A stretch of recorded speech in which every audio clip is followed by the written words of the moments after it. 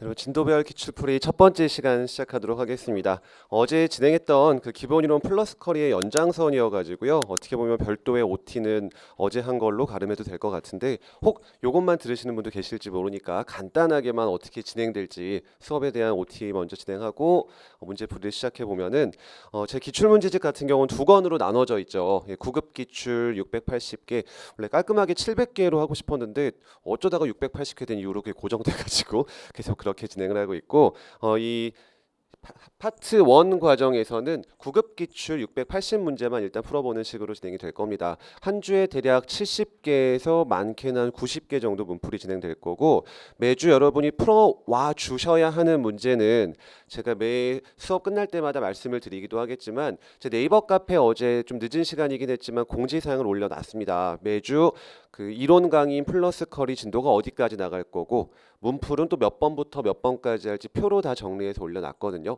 물론 가급적이면 딱 그거에 맞춰서 진행하도록 할 건데 뭐 약간의 변동이 있을 수 있겠죠. 수업 진행 상황에 따라서. 하지만 특별한 사정 없으면은 그대로 진행될 거니까 여러분은 카페에 참고하셔서 그 스샷 한번 찍으시면 되잖아요. 아, 이번 주에 몇 번까지 내가 풀어와야겠구나 생각하고 풀어보시면 될 것 같아요. 대략 어제 복습은 아마 시간 별로 안 걸리셨을 거라고 생각을 하고 예습을 하셨으니까 대략 70문제 푸는데 얼마 정도 시간 걸리셨을까요? 이게 실제 시험이었다면은 20문제 그냥 순수 풀기만 하는데 한 15분 정도로 끊으셔야 되거든요. 물론 지금 초시생이신 분들이면 아직은 시간을 신경 쓰실 필요는 없지만 뭐 어쨌든 단순 산술적으로 계산하면은 70문제면 아무리 못해도 1시간 정도에는 푸실 수가 있으셨을 거고 해설지 가볍게 한번 보는 거 감안해도 진짜 맥시멈 2시간까지는 안 걸리셨을 거예요. 그리고 그 이상 걸리시게 하면 안 돼요. 왜냐하면 다른 것도 공부하셔야죠. 행정법만 공부할 거 아니잖아요. 이제 이번 주야 다행히 다른 과목이 개강을 했어가지고 상대적으로 시간이 많으셨겠지만 다음 주부터 뭐 공통 과목도 하셔야 되고 또 다른 전문 과목도 하셔야 되고 이제 그 시간이 많이 소요되실 거죠. 따라서 어제 말씀드린 것처럼 플러스 커리 예습도 맥시멈 2시간 안쪽으로. 그다음 어제 강의는 어떻게 보면은 여러분이 예습해 오신 걸 다시 한번 복습하고 그다음 추가적인 판례 몇 개 더 공부하는 게 다죠. 그래서 어제 새로 배운 내용 복습하는 데 시간은 진짜 얼마 안 걸리셨을 거예요.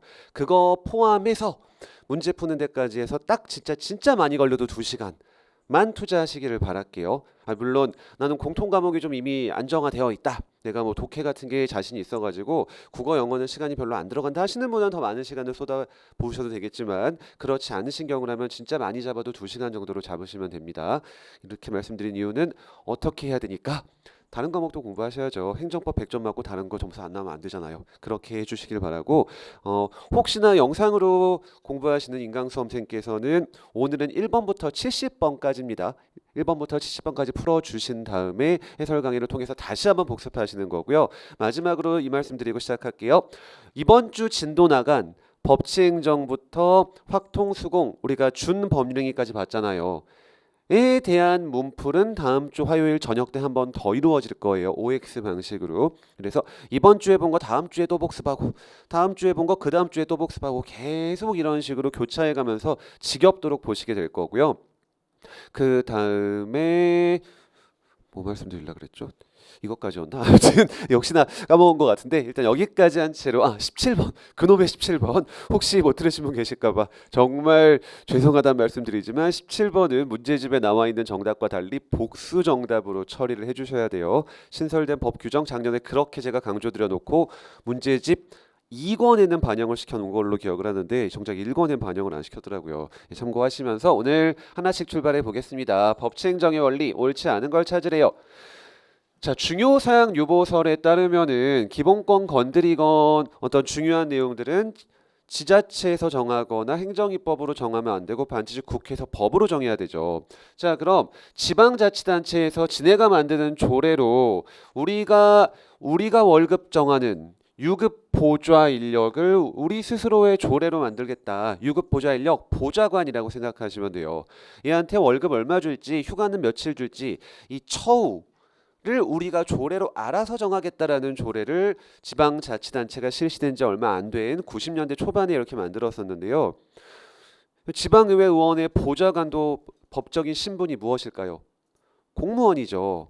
물론 별정직 공무원이어서 신분이 보장되진 않긴 하지만 그래도 공무원이에요. 그러면은 월급을 따로 정해라, 다 통일되게 정해라.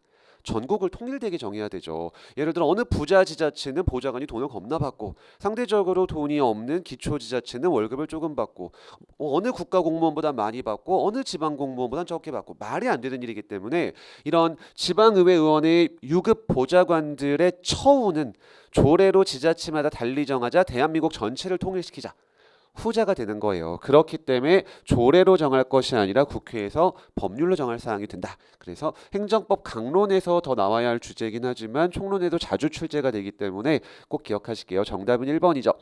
그리고 어제 처음 공부했던 내용입니다.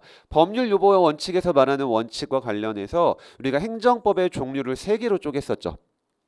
뭐 기획재정부, 행정안전부, 국방부 같은 행정 조직이 존재하기 위해서 법이 있어야 된다는 조직규범. 그다음 뭐 세금 때릴지 과태료 때릴지 허가해 줄지 등등 같은 행정 작용할 때 필요한 근거인 작용규범. 마지막 소송, 심판, 뭐 국가배상 같은 권리 침해를 구제하기 위한 근거 규정인 구제규범. 또는 구제법 이렇게 3가지로 내용에 따라 행정법은 분류가 되는데요. 그중 법률로부에서 말하는 법률은 행정부가 뭐 하려면 법에 근거를 두라는 건가요? 행정부를 만들려면 권리 구제해 주려면 일하려면이죠. 특히 어떤 거를 건드리는 일하려면 기본권 건드리는 일하려면 법의 근거를 둬라. 그래서 교과서적 표현 작용규범을 의미하는 거죠. 조직규범이 필요 없다는 당연히 아닙니다. 조직규범 없이 행정조직이 존재할 수는 없으니까. 그래서 조직규범은 당연한 거니까 이거 이외에 작용규범도 만들어라 라는 건 의미하는 것이 되고요. 다음 법률 우위의 원칙에 대한 내용 2가지가 나오네요. 법률 유보는 우리가 조금 전에 본 것처럼 기본권 건드리는 거에만 적용되기 때문에 수험적으로 바꿔보면은 권력적 작용, 비권력적 작용, 여기까지는 공법 형식의 작용이죠. 아예 사법 형식의 작용 중 법률 유보는 어디까지만 적용된다? 권력적 작용에만 적용이 되죠. 왜냐? 얘네 둘은 뭘 침해할 여지가 없으니까.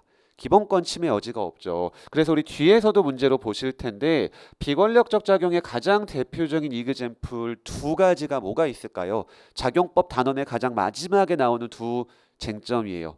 공법상 계약과 또 하나 행정지도가 있죠.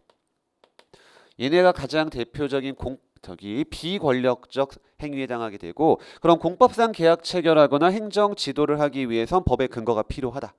아니다 그 말이에요. 비권력적 작용이니까 뭐가 적용 안 되고 유보가 적용 안 되고 그 말을 길게 풀었으면 법의 근거 없어도 할 수 있다가 되는 거죠. 이건 비교적 최근까지 자주 나오는 주제가 여기에요.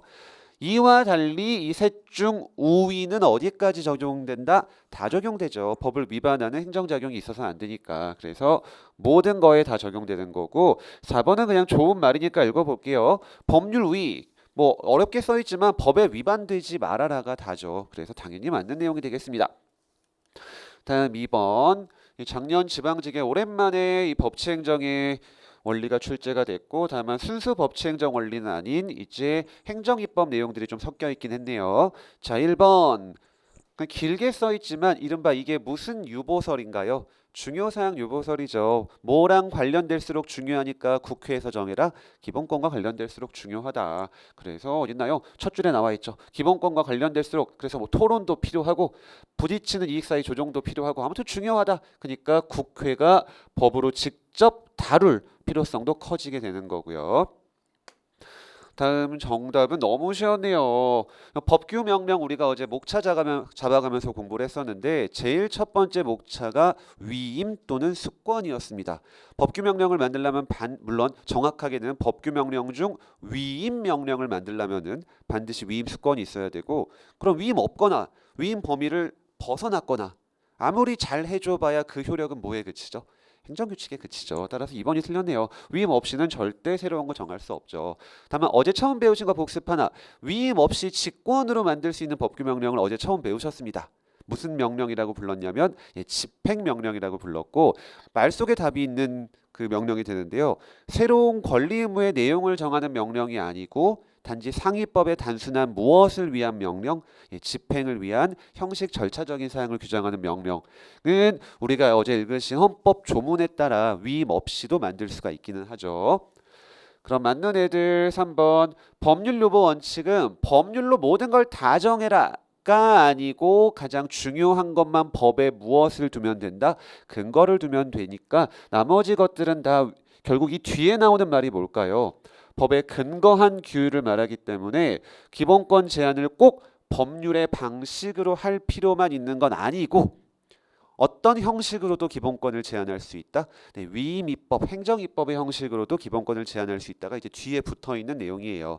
다만 그 위임은 헌법 조문에 따라 어떻게 이루어져야 하냐면은 구체적으로 범위를 정하여 이루어져야 되죠. 다 연결되는 내용들이에요.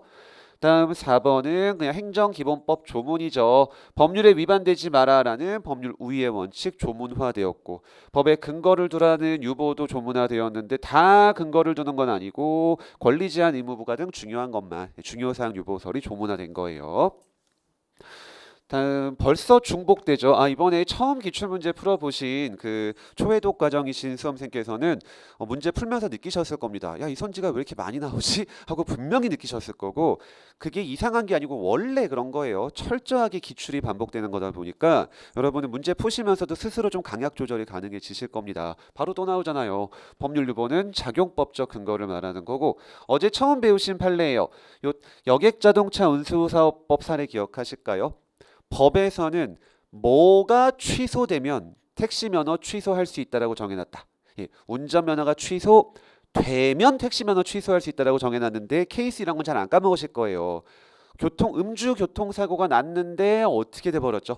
예, 사망해가지고 운전면허가 취소된 게 아니라 실효됐던 사례죠. 에 대해서는 별도의 뭐가 없더라. 법이 없었던 거예요. 그게 여기죠. 명문 규정이 없다. 그럼 어차피 취소나 실효나 그게 그거니까 택시 면허 취소할 수 있다. 라고 침해적인 법 규정을 확대 해석하면은 안 되기 때문에 결론적으로 택시 면허 취소할 수 없다고 본 사례죠. 이렇게까지 까다롭게 침해적 법 규정은 해석을 하는 거예요. 결론적으로 처음 읽으실 때 좀 헷갈릴 수 있는데 여기 운전면허 취소 사유를 뭘로만 바꾸시면 되나요? 음주운전으로 바꾸면 되죠. 음주운전 하면은 그 이후에 면허 취소될 거고 그 다음 면허 취소되면 택시 면허도 취소되겠지만 음주운전으로 사망해서 운전면허가 실효된 것만 갖고는 택시 면허 실효될 수 없고 그냥 자식이 상속받게 된다 이렇게 생각을 하시면 되겠습니다. 정답은 2번. 그 다음 3번도 그냥 좋은 말이죠. 이 밑에 게 아마 대법원 판례일 거고요. 위에 게 헌재 판례일 거예요. 그냥 같은 말을 다른 표현 방식으로만 하고 있는데 둘 다 중요사항 유보설이죠. 기본권과 관련되면 중요하다. 입법자가 정해라. 그리고 밑에 건 아까 보신 거죠. 기본권과 관련되면 중요하다. 똑같은 내용들은 넘어가도록 하겠습니다. 자, 다음 4번. 네, 역시나 2017년 문제 어제 좀 말씀을 드렸죠. 뭔가 풀다가 거지 같은 거 나오면 17년 거다라고 말씀을 드렸고 이런 거 요즘에 안 나와요. 다수설이 이게 뭐예요? 이건 정말로 한 10여 년 전 출제 패턴인데 17년만 좀 이렇게 나왔습니다. 다만 이 1번 선지에서 이 문장은 없다고 보셔도 돼요. 통설적인 견해이기 때문에. 조금 전에 마침 말씀드렸던 거네요. 행정지도는 행정작용에 분류를 했을 때 어떤 성격을 갖는 행정작용? 비권력적, 그게 바로 포인트죠.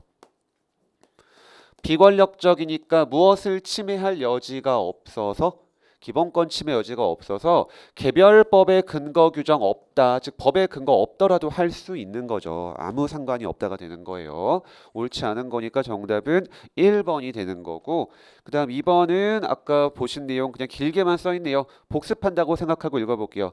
유급보좌 인력은 신분에 관한 어떤 처우에 관한 중대한 변경을 초래하니까 국회에서 통일적으로 전국적으로 법률로 정하자 이렇게 된 거고요. 자, 다음에 3번은 주어를 잘 보셔야 되죠. 사업시행 인가를 신청할 때 우리 토지 내지 아파트 소유자 몇 명이 동의해 줘야 하는지 는 여기만 보면 절대 정답이 안 나온다 그랬습니다. 저는 수험생 때 행정법 공부를 못 해가지고 그냥 외웠었다 그랬죠. 아무 이론 없이. 그러니까 헌재는 이렇게 봤고 대법원은 저렇게 봤다는 말도 안 되는 식으로 공부를 했었는데 여러분은 정확히 이해하셨을 거라고 생각을 해요. 주어가 토지 소유자가 되면은 사업시행 인가를 받았을 때 그 인가의 법적 성질이 무엇이 되냐면 특허가 되죠. 이 토지 소유자에 대해서 행정 주체의 지위를 부여해 주잖아요. 그럼 니네 주민 중 몇 명이 동의할지는 특허의 요건, 행정 주체의 지위를 부여해주기 위한 요건이기 때문에 니네끼리 정하면은 결국 특허를 니네 맘대로 쉽게 받게 되는 이상한 결과가 됩니다. 뭘로 정해놔야 될까요? 법으로 정하는 거죠. 따라서 특허의 요건이기 때문에 이건 중요하다고 본 거예요.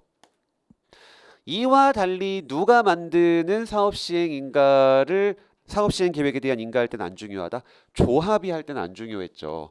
조합이 수립한 사업시행 계획을 인가하는 거는 이거는 중요하지 않았습니다. 왜냐? 이미 이 조합이 어떤 지위를 가지고 있으니까요.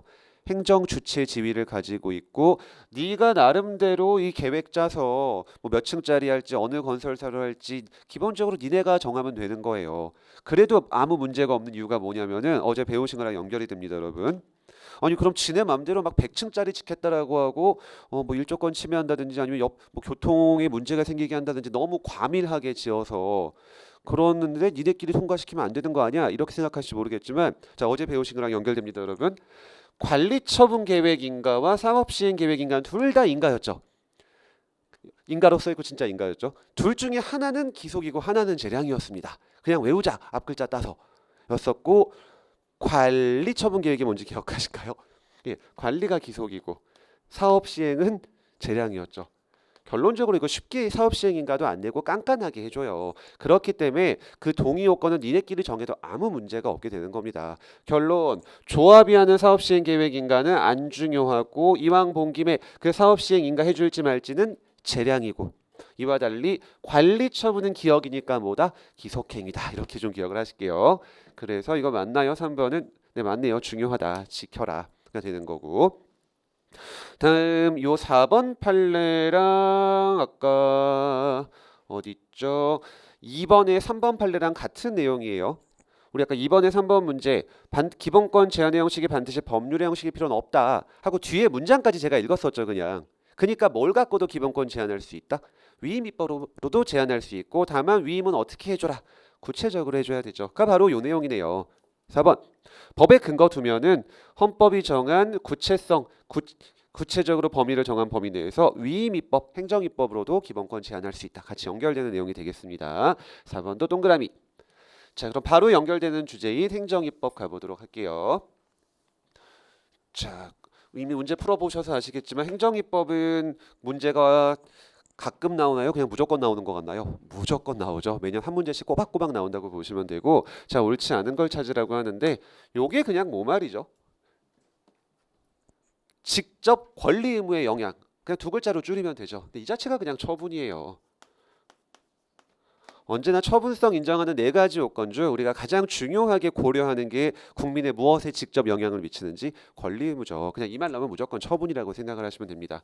그래서 두밀분교 폐지 조례가 될 수도 있겠고 어제 우리가 헌재 판례도 하나 읽으셨는데요. 오늘 뒤에서 문제를 보시겠지만 법무사법 시행 규칙에 대해서도 이게 처분성이 인정된다 그래서 헌법 소원을 받아준 사례가 있거든요. 뒤에 문제로 하나 나오게 될 거예요.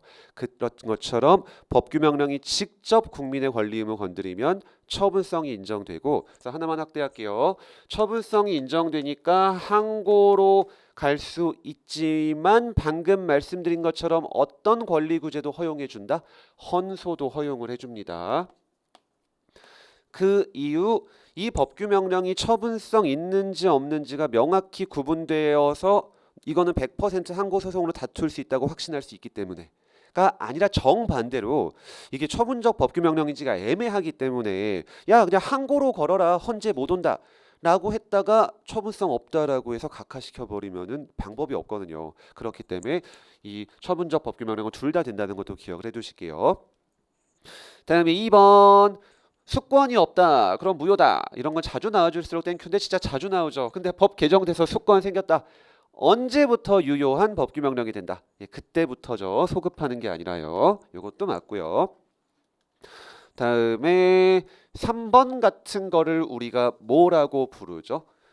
행정각부의 장이 정하는 고시, 훈령, 예규, 지침 같은 애들을 우리가 다 합쳐서 행정규칙이라고 부르고 행정규칙이 상위법의 위임을 받아서 상위법의 내용을 보충한대요. 말 다 안 나오네요. 갖다 붙이면 되죠.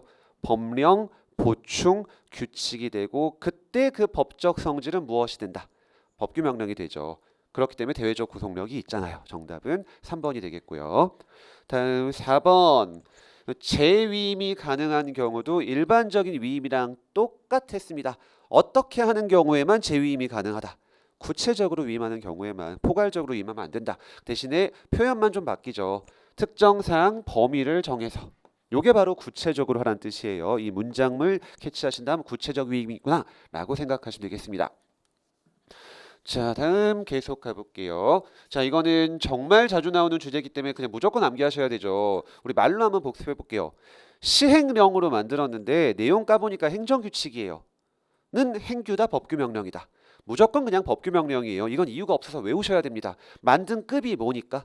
시행령이니까. 그래서 어제 우리가 시행령은 급이 높아가지고 일반 시행규칙과 차이 나는 거를 몇 가지를 더 배우셨었는데 한 번만 복습해 볼게요. 자, 대통령이 의장이 되고 총리가 부의장이 되고 나머지 참석하는 사람들이 다 장관인 행정부 최고의 회의를 국무회의라고 불렀고 시행령과 시행규칙 중 뭐 바꿀 때는 국무회의 심의를 거쳐라. 이것도 시행령만이었고요. 시행규칙 이런 게 없었죠. 작년에 기출된 내용이고 두 번째 시행령과 시행규칙 중 어떤 거 만들거나 바꿀 때는 국회에 미리 제출해라. 이것도 시행령이에요. 시행령만 급이 많이 다릅니다. 그래서 여기서도 마찬가지. 시행령으로 만들면 그냥 내용 뭐든지 간에 다 법규명령이고 시행규칙은 둘로 나눠 써야 되죠. 여기서 보시는 것처럼 침입적인 제재적 처분의 기준을 시행규칙으로 만들었다. 이건 뭘로 보나요? 행정규칙으로 보죠. 이유를 모르기 때문에 외우셔야 돼요. 이유가 없기 때문에 딱히. 이와 달리 뒤에 문제로 보시겠지만 시행규칙으로 만들어진 수익적 인허가의 기준은 뭘로 본다? 법규 명령이다. 그거가 자주 나오는 기출이 아니지만 또 안 나오는 건 아니기 때문에 놓치기가 굉장히 쉽거든요. 꼭 구분하셔야 돼요. 그래서 여기서는 불형으로 정해진 제재적 처분 기준 똑같은 말 행정부 내부의 사무처리 준칙이 행규잖아요. 그러니까 대외적 구속력 없고 그 다음 2번 같은 거는 나 항정신병 치료제 요양급여 이런 거 공부한 적 없는데 공부하실 필요가 없죠. 거기는 지엽적인 예시에 그치는 거니까. 포인트는 뒤에요. 고신데 아까 본 문장 그대로 또 나옵니다. 직접 뭘 건드린다? 국민의 권리 의무 건드린다. 두 글자로 줄이면 무엇이다? 처분이다. 그래서 어제 우리가 공부하기를 고시는 형식이 고시라고 해서 무조건 행규가 되는 것이 아니라 실질적으로 세 개의 내용을 가진 걸로 쪼갰었죠. 고시가 만약 지금 2번에서 보시는 것처럼 여기 꺽쇠 표시된 거에 중요한 단어가 들어가 있네요. 어떤 성격을 가질 때? 구체적 성격을 가지면은 처분이고 이와 달리 일반 추상적 성격을 가지면 입법이 될 텐데 추상적이란 말은 어떤 사건 하나에만 적용되는 게 아니고 다 적용된다 그 말이죠. 그럼 원칙적으로 추상적 성격을 갖는 행규겠지만 조금 전에 보셨던 것처럼 위임받아서 상위법의 내용을 보충하면 뭐가 되기도 하니까 법령 보충 규칙이 되기도 하니까 결국 고시는 다 될 수 있죠. 결론적으로 요 이론 판례도 한번 출제된 적이 있고 그다음 케바케 판례들은 외우실 필요 없이 나와 있는 문장들 중심으로 추출해 주시면 충분하세요.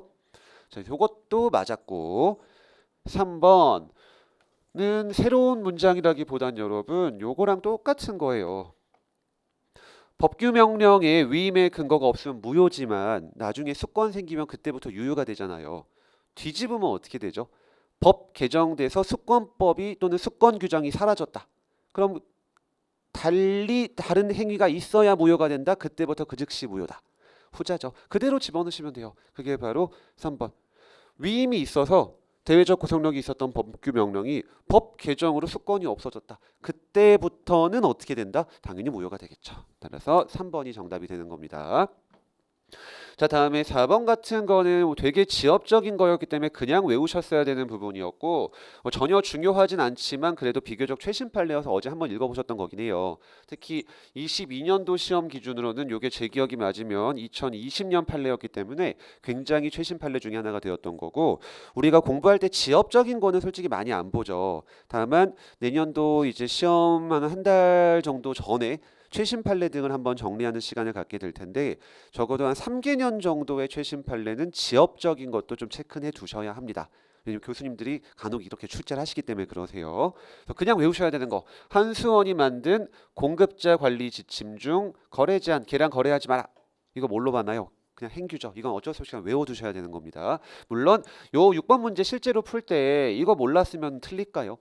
아니죠. 명확히 정답인 게 있잖아요. 항상 말씀드리지만 80개 선지를 모두 다 알아야만 100점을 맞는 건 아닌 시험입니다. 요즘 행정법 시험은. 자, 다음 7번 옳은 걸 찾아보래요. 조례에 대한 법률의 위임과 또 하나 뭐에다가 위임할 때는 포괄적으로 해도 괜찮았죠. 어제 처음 배우신 거 하나 있습니다. 예, 공법적 단체의 정관, 재건축 조합의 정관이라 그랬죠. 그런 데다가 위임할 때는 포괄적으로 해도 가능하죠.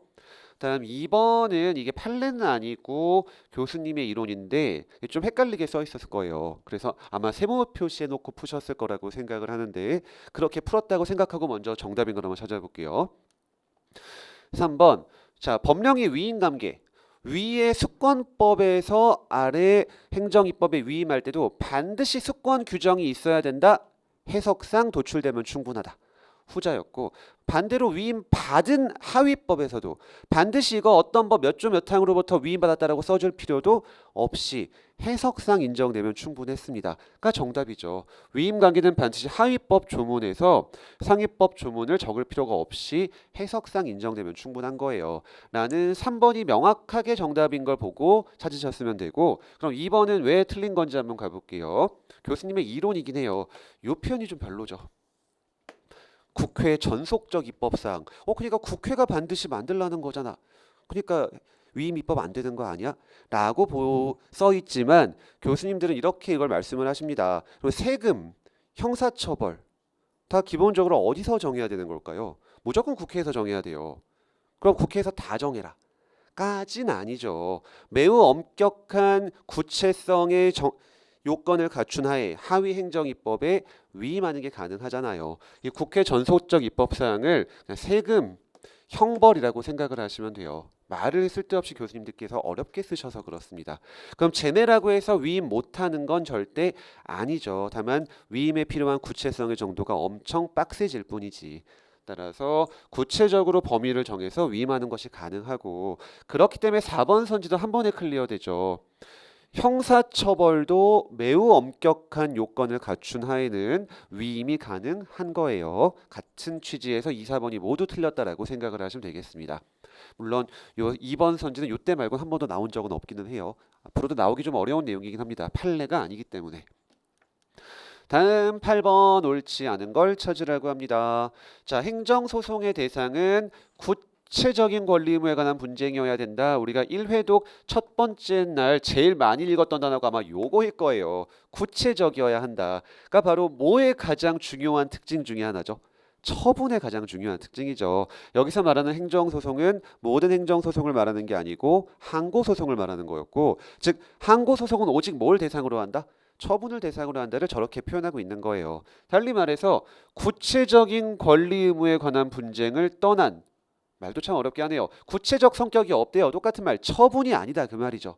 추상적인 이런 말도 들어가 있는데 추상적인 법령 자체의 무효 확인을 구하는 청구. 길게 써있지만 결국 법규 명령에 대해 어떤 소송 건 건가요?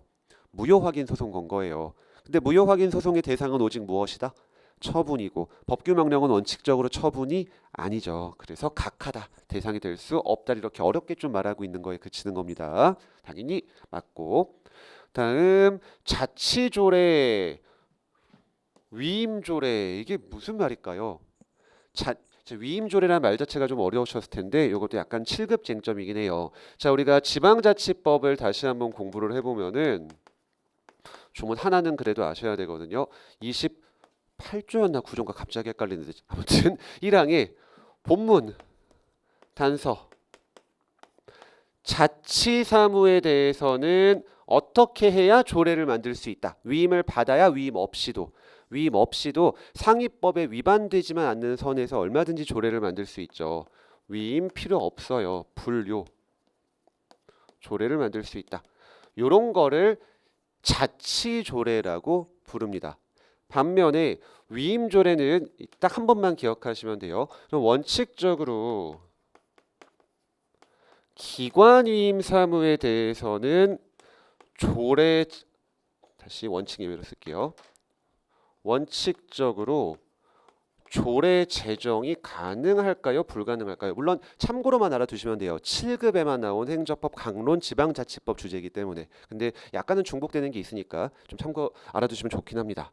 기관이임 사무는 그 지자체의 사무다 위에서 시킨 사무다. 시킨 사무예요. 그 위에서 시키는 사무는 정확히 누구한테 시키냐? 지방자치단체한테 시키는 게 아니고 지자체장한테 시키는 겁니다. 그럼 예를 들어 교육부에서 서울시장에게 무언가를 시켜놨더니 서울시장 일 좀 해라라고 서울시 의회에서 그거를 어떻게 저렇게 하겠다는 조례를 만들어요. 이게 가능할까요? 불가능할까요? 불가능해요. 시키면 시킨 대로 해야지 지자체에서 그걸 조례를 만들어서 개입하는 건 허용될 수가 없기 때문에 원칙적으로 기관이임 사무에 대해서는 조례를 만들 수가 없습니다. 다만 예외적으로 상위 부서에서 지자체장한테 위임하면서 야 필요한 건 조례로 좀 만들어 써봐 라고 위임을 해주면 어떻게 될까요? 조례를 만들 수 있게 되겠죠. 이렇게 위임받아 만들어진 조례를 위임조례라고 부르고요. 이때 그럼 기관이임 사무에 대한 위임에 필요한 정도는 구체성의 정도는 포괄적이어도 괜찮을까요? 이때는 구체적이어야 될까요? 이때는 구체적이어야 돼요. 이게 지금 본 일반적인 위임 입법의 한계의 가장 대표적인 내용 중에 하나가 되는 거고 그래서 틀린 내용이 되는 거죠. 기관이임 사무에 대해서는 원래 조례를 만들 수도 없고 더 나아가 위임하면은 조례를 만들 수 있긴 하지만 그때 필요한 위임은 구체적이다. 또 하나 또 어디서 틀렸냐 여러분? 우리 시험에서 나오는 건 여기이기 때문에 여기는 반드시 기억하셔야 되죠. 어떤 내용을 정할 때는 위임을 받아야 되나요? 수익적, 침익적. 침익적을 조문 그대로 써볼게요. 권리를 뭐하거나 제한하거나 의무를 부과하거나 마지막 무엇을 정할 때 벌칙을 정할 때는 상위법의 위임을 받아야 하는 것이고 다만 이때 필요한 위임은 이제 어느 정도 위임으로 충분할까요? 포괄적인 위임으로 충분한 거죠. 그래서 결론적으로 자치조례에 대해서는 아예 처음에 위임 자체도 필요 없고 두 번째 설령 벌칙 같은 침익적 사항을 위임한다 할지라도 포괄위임 금지가 적용되지도 않는다는 점에서 일반적인 위임조례와 같은 구체적 개별적 위임이 필요하다는 내용이 적용될 수가 없게 되는 거예요. 조금 어려웠던 내용이죠. 7급 주제가 좀 많이 섞여 들어가 있는 내용인데 그래서 이 표현 그냥 간단하게 기억하셔서 우리 행정법 총론 수험적으로는 이 기관이임 사무에 대한 위임은 총론 시험에서 나올 수가 없는 내용이니까요. 이건 가끔씩 질문 주시는 분들이 계셔서 깊게 공부하시다가 참고하시라고 말씀을 드린 거고 여러분은 요 단서 조문 그리고 이 본문 조문까지 자치사무는 원래 위임도 필요 없음. 다만 침해적인 거 위임할 때는 위임이 필요하지만 어떤 위임으로도 충분하다. 포괄적인 걸로도 충분하다. 다만 여러분 오해하시면 안 될 게 우리 뒤에서 문제로도 나오겠지만 그럼 포괄 위임이 허용되니까 모든 걸 다 네가 정해라라고 조례로 맡길 수 있다. 그건 안 돼요. 법률 유보 원칙의 내용 중 본질사항 유보설에 따라서 본질적인 건 누가 정하고 위임해야 될까요? 국회에서 법으로 정한 다음에 비로소 나머지 것들을 조례에 위임할 수 있는 겁니다. 가장 대표적인 그 포괄위임이 실제로 있는 법 조문 하나를 말씀드려 보면은요. 7급 시험에서는 기출도 된 조문인데 지방자치법에는 과태료를 이제 지방자치단체가 조례로 정해서 부과할 수 있도록 정해놓고 있는데 법에 이렇게 써 있습니다. 지자체는 조례로 정하는 바에 따라 1,000만 원의 범위에서 과태료를 부과할 수 있다. 그럼 어떤 법 위반 행위가 과태료 부과 대상이 되는지는 법에서 아무것도 안 정해놓고 다 뭘로 정해라? 조례로 정해라. 그렇지만 가장 본질적인 거는 법에서 정해놨습니다. 맥시멈 얼마까지? 1,000만 원. 이것까지 위임하는 건 안 되겠죠. 그럼 모든 걸 다 조례로 토스하는 거니까. 이런 게 바로 본질적인 건 법으로 정하되 나머지 것들은 포괄적인 위임이 가능하게 된다. 이렇게 이해하시면 되겠습니다. 지방자치법이 되게 어려워요. 7급 준비하시는 수험생들이 강론 공부하실 때 제일 많이 공들여 공부하셔야 되는 부분이 여기기도 한데 두 줄짜리 문장이었지만 좀 길게 한번 설명을 드려봤습니다. 정리되셨을까요? 자, 28조 내용 잘 기억해 두시길 바라고 자, 다음 지금 뭐였죠 문제가? 자, 옳지 않은 거 찾는 거였고 요것도 정답은 이거였네요. 요게 틀렸네요. 적용되지 않죠. 일반적인 위임입법의 한계, 개별 구체적인 위임받으라는 거 적용 안 돼요. X. 자, 다음에 집행명령 어제 정리하신 거 그대로 나왔죠. 수권이 필요 없는 망 대신에 무엇을 정할 수는 없다. 국민의 권리 의무에 관한 새로운 걸 정할 수는 없고 권리 의무에 관한 사항을 다른 말로 법규 사항이라고 부르기도 합니다. 같은 표현이라고 생각하시면 돼요. 법규 사항이 권리 의무에 관한 사항이다. 그래서 이건 뒤집어 읽는 게 더 논리적으로 말이 예쁘긴 하죠. 집행명령은 국민의 권리 의무에 관한 사항을 정하지 않으므로 직권으로도 제정할 수 있다. 왜? 우리가 어제 헌법 조문을 같이 한번 읽어보셨습니다. 법령을 집행하기 위하여 필요한 어떤 사항에 관하여 대통령령을 발할 수 있다. 위임이 필요 없는 조문을 하나 읽으셨죠. 헌법 조문이에요. 그 다음 4번은 중복되는 거 재위임할 때 통으로 하면 안 되고 어떻게 해라? 구체적으로 범위 정해서 해라. 아까 보신 거니까 넘어가도록 할게요. 다음 9번 바로 나오네요. 법이 조례뿐만이 아니라 얻다가 위임할 때도 공법적 기관의 정관, 우리 쉬운 예시 재건축 조합의 정관에 위임할 때도 포괄위임 금지는 적용되지 않지만 이거 두 개 같은 판례예요. 그럴지라도 어딨죠? 본질적인 건 누가 정해야 된다? 국회에서 법으로 정해놔야 하는 거고. 그 다음 3번 급부행정이라는 말은 돈 주는 영역이다라고 생각하시면 돼요. 수익적 행정작용의 다른 표현이라고 생각하시면 됩니다. 급부행정이란 말은요. 그럼 수익적 행정작용은 침익적 영역에 비해서 구체성이 엄격해진다, 완화된다. 많이 완화되겠죠. 말 그대로 수익적이니까요. 다 맞았으니까 정답은 4번이 되겠고 좀 옛날 문제답게 해서 퀄리티가 높은 문제는 아닌데 열기적이란 말 한번 보고 싶어서 남겨놓은 문제예요. 예시적의 반대말이에요. 법률 용어 요거 하나 보고 싶어서 이번 문제집까지 남겨놨는데 아마 내년에 좀 사라지지 않을까 싶습니다. 어쨌든 열기적이란 말은 한정적이란 말과 똑같은 말이고 반대말이 예시적이에요. 그리고 우리 헌법이 인정하고 있는 위임할 수 있다 행정입법에 대한 딱 세 밖에 없었습니다. 대통령령, 총리령, 부령. 그럼 걷다가밖에 위임 못한다가 아니고 고시훈령 예규 지침에도 위임해서 법령 보충 규칙 만들 수 있잖아요. 그 논리적 전제가 바로 이 헌법이 정한 위임입법의 방식은 뭐에 그치니까 이그젠플이니까 얼마든지 규칙에다가도 위임할 수 있다가 연결이 되는 거죠. 자, 다음 10번.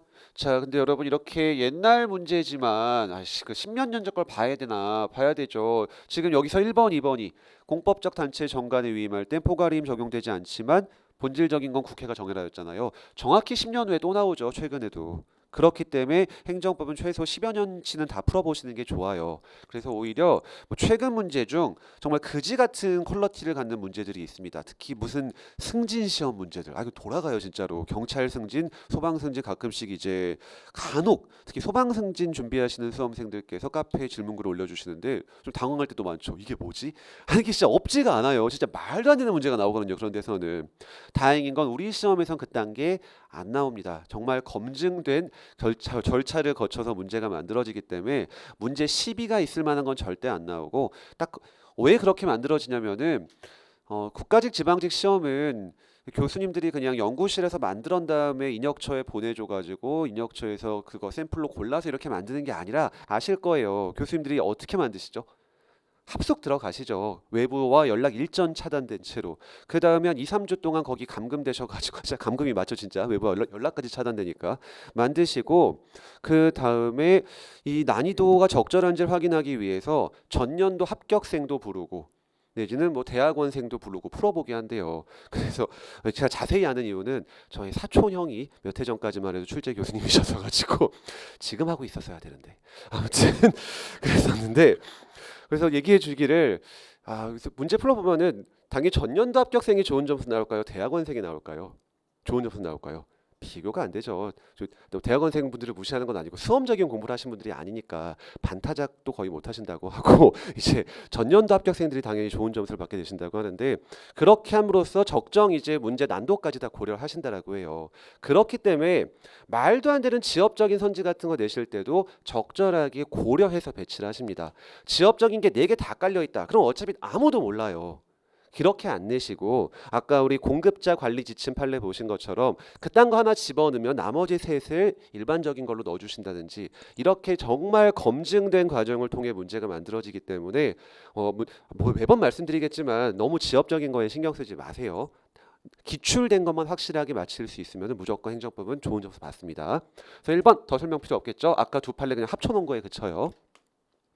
자, 다음에 2번. 자, 헌법에서는 조세 법률주의라는 원칙을 정해놓고 있습니다. 과세, 요건과 징수에 관한 사항은 반드시 법률로 정해놔고 있는데 그 이유는 세금은 워낙에 침해적 행정작용의 대표적인 주자다 보니까 법률 유보를 그냥 다시 한번 강조해주고 있는 거예요.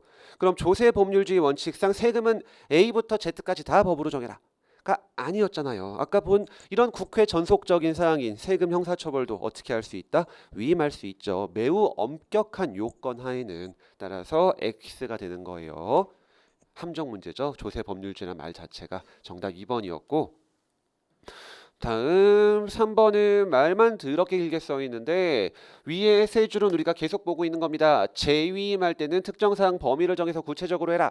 그리고 우리가 법 체계가 어떻게 되죠? 헌법, 법률, 명령, 조례. 그리고 정말 꼼꼼하게 나누면 조례 밑에 규칙이 있는 거거든요. 지방의회에서 만드는 조례, 지자체장이 만드는 걸 규칙이라고 해요. 자, 그럼 재위임할 때는 뭐 이렇게 할 수도 있겠고 아니면은 뭐 요렇게 할 수도 있겠고 다양하게 가능하겠죠. 어떤 식으로 재위임하든지 간에 적용되는 원리는 똑같아요. 어떻게 위임해라? 구체적으로 해라. 그게 다예요. 말만 길 뿐이죠. 그래서 조례가 법에 따라서 위임을 받았고 그다음 다시 규칙이나 지자체장이 정한 행정규칙이 고시에 위임할 때도 똑같다. 다 똑같다. 어쨌든 밑에다 한번 다시 토스할 땐 반드시 구체적으로 해라. 문장만 길 뿐인 겁니다. 다음에 4번. 자, 법률의 시행령 등의 내용이 한번 읽어볼게요. 모법 조항의 취지에 근거해서 모법을 좀 디테일하게 구체화시켜 준 것에 불과하고 그렇대요. 그럼 모법의 규율 범위를 전혀 벗어난 걸로 볼 수 없다. 무슨 말일까요? 모법이 조금 표현이 추상적 애매하게 써 있어가지고 그걸 조금 디테일하게 시행령에서 써준 겁니다. 문제는 그렇게 하면서 위임하는 규정 없이 그렇게 구체화시켜주는 작업을 한 거죠. 그래서 구체적 위임 없이 만들었으니까 이거는 대외적 구속력이 없는지가 문제가 된 건데 가장 중요한 문제는 여기에요. 그냥 모법에 근거해서 조금 구체화시킨 거에 불과하다. 그럼 이런 애매했던 상위법 문장을 조금 디테일하게 가다듬을 때도 꼭 위임이 필요할까요?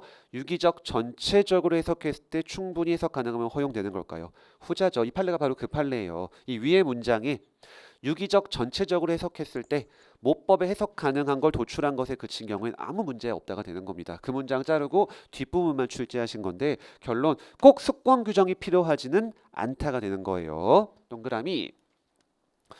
자, 다음 11번 작년 지방직 문제네요. 자, 우리 법규명령의 종류 5가지를 어제 새로이 다시 한번 복습을 하셨었는데 일단 시행령, 시행규칙은 빼고요. 나머지 5개 법규명령 혹시 기억하실까요? 네, 헌법기관들, 국회, 대법원, 헌재, 중선이 마지막 감사원이 만든 이름은 규칙이라고 써있지만 법적 성격은 전부 다 법규명령이다. 그래서 중선이 규칙, 네, 법규명령이에요. 그러니까 헌법 107조 2항에서 정한 바에 따라 그 중선이 규칙이 어떤 구체적 사건에 있어서 재판에 무엇이 되면 전제가 되면은 위헌 위법을 심사할 수 있겠죠. 그게 바로 구체적 규범 통제할 수 있다 그 말이죠. 물론 굉장히 오랜만에 나온 출제 패턴이었기 때문에 1번 조금 헷갈리셨을 수 있을 문제였습니다. 작년 지방직 기준으로는요. 하지만 정답 너무 대놓고 보이잖아요. 맨날 나오는 거. 행정입법 부작위는 뭐의 부작위가 아니니까 처분의 부작위가 아니니까 처분의 부작위만 대상으로 하는 부작위 소송의 대상이 될 수가 없죠. 그럼 나머지 2, 3번 맞는 거 가볼게요. 처분적 법규 명령, 아니 말 그대로 처분이니까 항고 소송의 대상이 될 수 있는 거고, 이 구체적 규범 통제는 대법원만이 한다, 대법원이 최종적으로 한다. 최종적으로 한다였죠. 그래서 1, 2심 법원도 얼마든지 할 수 있게 되는 거고, 그래서 3번도 동그라미가 되는 거였습니다. 다만 여기 아마 7급 기출 파트에 수록돼 있을 건 정확히 제가 기억이 안 나서 어제 배우신 거 하나만 연장시켜 볼게요. 자, 그럼 구체적 규범 통제 과정에서 대법원이 이 A 시행령 25조가 위법해서 무효다라고 판단했다고 해볼게요. 그럼 그 대법원이 위법하다고 판단한 법규 명령은 일반적으로 효력이 상실된다가 아니라 이 구체적 규범 통제라는 제도의 성격상 그 재판, 그 사건에서만 무효로 취급받아서 안 써먹는 거였고 효력은 여전히 남아있다 그랬죠. 그래서 이런 이상한 상황을 막아주기 위해서 어디다가 빨리 알려주고 행안부 장관과 하나 더 추가해서 소관행정청에 알려줘야 되고 행정부 내부적으로 빨리 폐지하든지 개정하든지 이런 식으로 좀 빙빙 돌아가는 과정으로 처리가 이루어지는 게 우리의 시스템이더라. 그게 바로 구체적 규범 통제라는 내용이 되는 거예요. 그래서 일반적으로 효력을 상실하지 않는다. 그 표현도 꼭 기억을 해두시고, 자 이제 12번 행정규칙 옳지 않은 걸 찾으라고 합니다. 서울시가 정한 개인 택시 운송 사업 면허 특허죠. 그럼 특허를 어떻게 해줄지 지침을 정했대요. 심지어 답도 줘요. 재량권 행사의 기준인 지침을 정했대요. 이런 걸 우리가 재량 뭐라고 하는지 혹시 기억하시나요? 준칙이라고 하죠. 재량권 행사의 기준이 되는 행정규칙, 그래서 재량준칙이라고 부르고, 어제 우리가 저기 뒤에 행정절차법 주제까지 넘어가서 하나의 조문을 공부하셨는데, 행정청은 공통의 처분 절차로 수익적 처분이든 침익적 처분이든 무엇을 사전에 설정하고 공표해 줘야 되죠. 처분 기준을 설정 공표해 줘야 되죠. 같은 말이에요. 그리고 이 재량준칙이든 처분 기준이든 법적 성격은 무엇이더라? 행정규칙이죠. 이건 그냥 말 자체에 답이 있는 거였습니다. 재량권 행사의 기준은 법규 명령이 아니고 당연히 행규에 해당하게 되는 거예요. 특허 처분이라는 수익적 처분의 세부 기준을 정하고 있는 재량준칙에 그쳤던 거죠. 그럼 어제 배우신 거 다시 한 번만 복습. 정확히 절차법 내용이지만 이거 미리 설정해서 공표해 줬어야 되는데 그렇지 않고 공표 안 하고 나 혼자 알고 있는 상태에서 적용해서 처분했다. 그러니까 곧바로 그 처분은 위법하다가 아니었고, 그 이유는 여기 답이 적혀 있습니다. 그 기준의 성격이 뭐에 그치니까 행규에 그치니까 위법 판단의 기준이 될 수는 없더라 였었죠. 이왕 본 김에 딱 하나만 연결시킬게요. 아직 우리 기출문제는 없어서 그래요. 다 그래서 똑같은 말. 갱신 기준도 처분 기준이었죠. 요 최신 판례를 보고 싶었던 건데 마지막 타임 때 우리가 봤던 걸 아마 잘 기억이 나실 거예요. 갱신 기준을 사전에 공표하지 않은 상태에서 그냥 변경된 기준 적용해서 갱신 거부했다. 그러니까 곧바로 위법하다는 건 아니었고, 그렇다고 적법도 아니고 몰라요. 지만 어떤 상태에서 이 변경된 갱신 기준을 적용하는 게 위법했냐면은 한참 갱신 기간 진행 중이었고, 이 갱신 기준 바뀐 게 크리티컬하게 바뀌어서 교과서적 표현 갱신 여부를 좌우할 정도로 개정이 됐는데 그거 안 알려주고 그냥 갱신 거부 때렸다. 이 정도면 위법하다라고 본 사례죠. 아직 우리 인혁처 시험엔 안 나왔지만 충분히 나올 수 있는 사례여서 이렇게 좀 정리를 해봤습니다. 다음 2번 판례, 교수님들께서 이상하게 좋아하시는 그 판례 중에 하나인데요. 자, 12년 전에 기출된 요 판례가 올해 지방직에 또 나왔죠. 교육부 장관이 만들어서 무엇을? 내신 성적 산정 지침을요. 좀 더 정확히 표현해 보면은 그거를 각 시도 교육감한테 내려보냅니다. 야, 고등학교 내신 성적 요렇게 산정해라 라고 장관이 지침 만들어서 교육감한테 보낸 거예요. 자, 이 지금 제가 말씀드린 사례는 누가 전혀 등장을 하지 않고 있냐면은 국민이 안 나와요. 그냥 장관이 만들어서 밑에 있는 부하들한테 야, 이대로 해 라고 토스한, 그냥 뭘까요? 행정규칙이에요. 그냥 행정부 내부의 사무처리 기준입니다.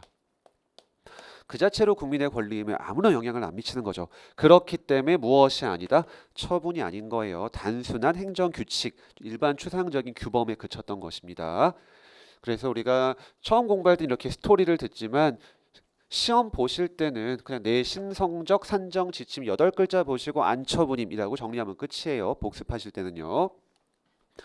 그 다음 3번 같은 거는 정말 지엽적인 내용이기 때문에 최근엔 거의 나오지도 않고 있어서 이렇게 문제 풀 때 그냥 한번 보실게요. 자, 노인복지법과 시행령은 65세 이상인 자에게 노령수당의 지급을 정하고 있는데 이 시행령이 위임을 했고 그에 따라 장관이 어떤 지침을 만들었대요. 어떤 지침이냐? 70세 이상 어르신들에게만 노령수당을 지급하겠다. 결국 령의 위임을 받은 지침, 행정규칙이 된 거죠. 뭘까요? 법령 보충 규칙 사례예요. 근데 이게 진짜 행균지 법령 보충 규칙은 정말로 케바케 답이 없는 거기 때문에 그냥 외우시는 수밖에 없고 그래서 이런 노인복지법 사례 법령 보충 규칙이었다. 그냥 이 정도로 가볍게 한번 훑어보시고 넘어가시면 돼요. 딱 요태 한번 나오고 단 한 번도 기출된 적이 없습니다.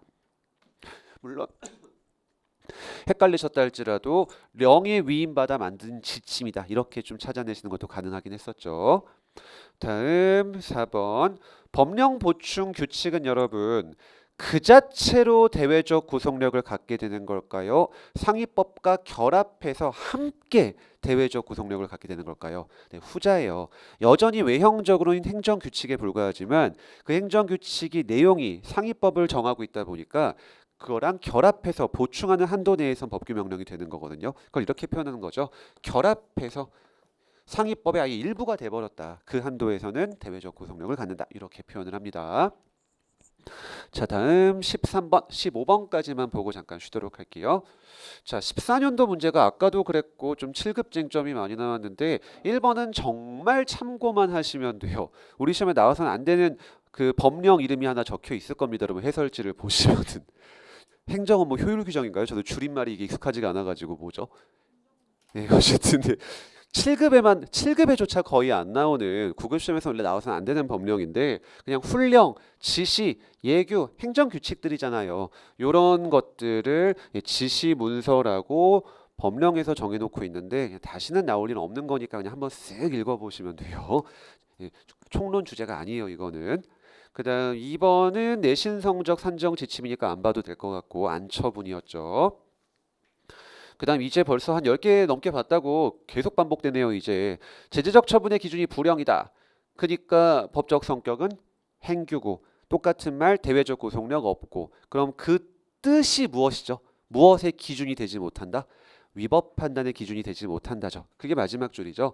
그렇기 때문에 그 처분의 적법 여부는 법령의 규정 내용과 취지에 따라 판단해라. 그래서 여기서 굉장히 깊이 있게 공부하신 수험생께서 과거에 질문을 한번 주신 적이 있는데요. 아, 정말 꼼꼼하게 공부하신 수험생이셨습니다. 자, 여기까지 다 맞죠, 지금. 결론적으로 맞는 문장인데. 그럼 대외적 구속력 없으니까 위법 판단의 기준이 되지 못하므로 그 처분이 적법한지 여부는 이 처분 기준이 아니라 대외적 구속력 있는 법령의 내용에 따라 판단해라. 요래야 더 정확히 맞는 말이긴 할 거예요. 처분 기준뿐만 아니라라고 하면 어떻게 되는 거니까? 이것도 기준으로 삼는다는 뜻으로 읽히기도 하잖아요. 다만 수험적으로 이거는 그냥 이 정도로 읽으시면 돼요. 지금 제가 말씀드린 게 어떤 의미인지 아시겠나요?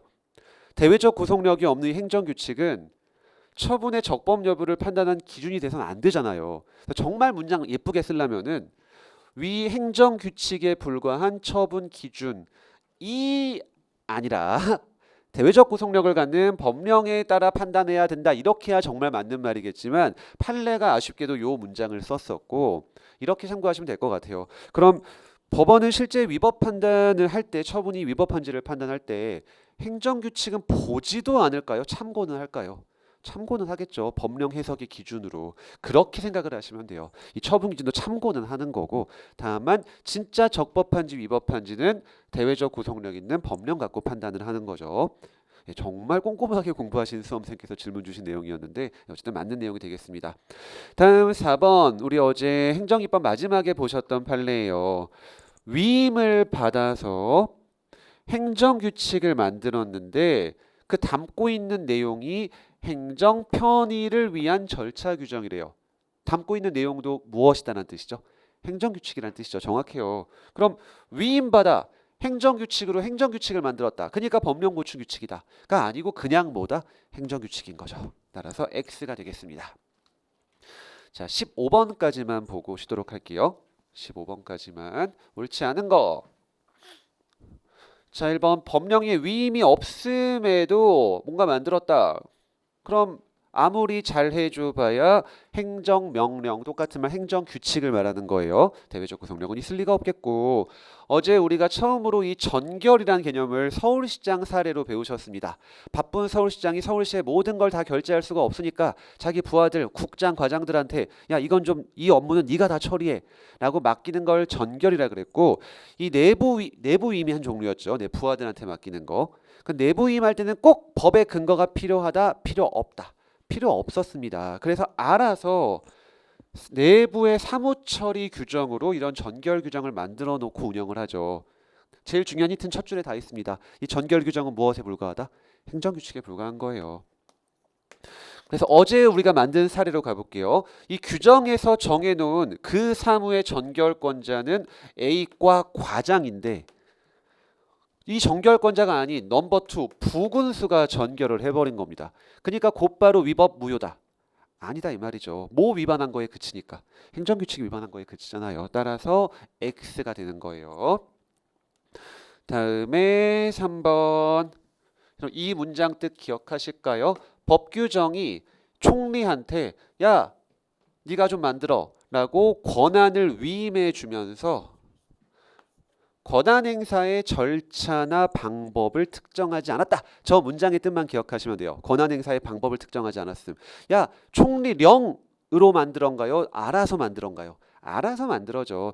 내가 너한테 이 내용 만들 수 있는 권한을 줄 건데 알아서 만들어봐. 그러니까 바로 요 말입니다. 그럼 알아서 만들면 되니까 총리령 같은 법규 명령으로 만들 수도 있지만 뭘로도 만들 수 있음? 행규로도 만들 수 있는 거죠. 법령 보충 규칙이 만들어질 수 있다라고 말해주고 있는 거고, 다음 4번 재량권 행사의 준칙인 행정규칙, 우리 아까 보신 표현으로 넣어볼게요. 재량 준칙은 행정규칙에 불과하므로 대외적 구속력 없지만 이거 오랫동안 써먹어서 무엇이 형성되면 관행이 형성되면 네가 그렇게 오랫동안 해온 걸 믿었고 그러니까 나한테도 그동안 해왔던 거랑 똑같이 해달라. 어떤 두 원칙이 적용될 수 있죠? 신뢰보호랑 평등 원칙이 적용됨에 따라 어떤 구속을 당하게 된다? 자기 구속을 당하게 되고, 그 경우에는 대외적 구속력을 이 행정법의 일반 원칙을 매개체로 가질 수 있게 됩니다.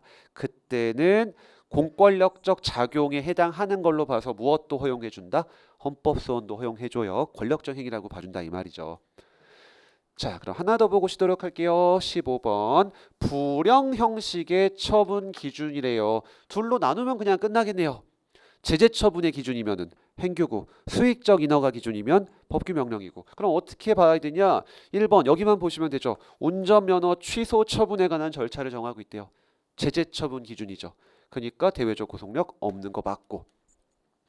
다음 2번은 잠깐 넘어가 보도록 할게요. 이건 판례가 좀 문제가 있는 판례예요. 제가 달았지만요. 그 다음 3번을 가장 주의하셔야 되는 거예요. 올해 소방 간부에도 나왔고 작년 7급에도 나왔는데, 자 시행규칙으로 정한 어디가 포인트일까요? 둘째 줄에 있습니다. 인가 기준이죠. 는 무엇이다? 법규 명령이에요. 그래서 정답이 되는 거고, 아마 2번은 세무철고 푸셨을 거예요. 지엽적인 판례여가지고. 그 다음 4번 먼저 가볼게요. 우리가 제일 리딩 판례로 본 게 요즘에 식품위생법 시행규칙이죠. 미성년자한테 술 팔았을 때. 그러니까 여기도 똑같네요. 허가 취소 기준을 정하고 있으니까 행정규칙에 불과한 거죠. 자, 그럼 2번은 제가 교수님의 판례 평서까지 해설지에 달아놨는데 이거 한번 가볼게요. 판례가 틀린 거예요. 법률이 시행규칙에 위임했습니다. 그리고 다시 시행규칙 22조는 옳은 거 찾는 거였네요. 자, 그래서 정답이 뭐였죠? 어떻게 풀었지 제가? 4번도요.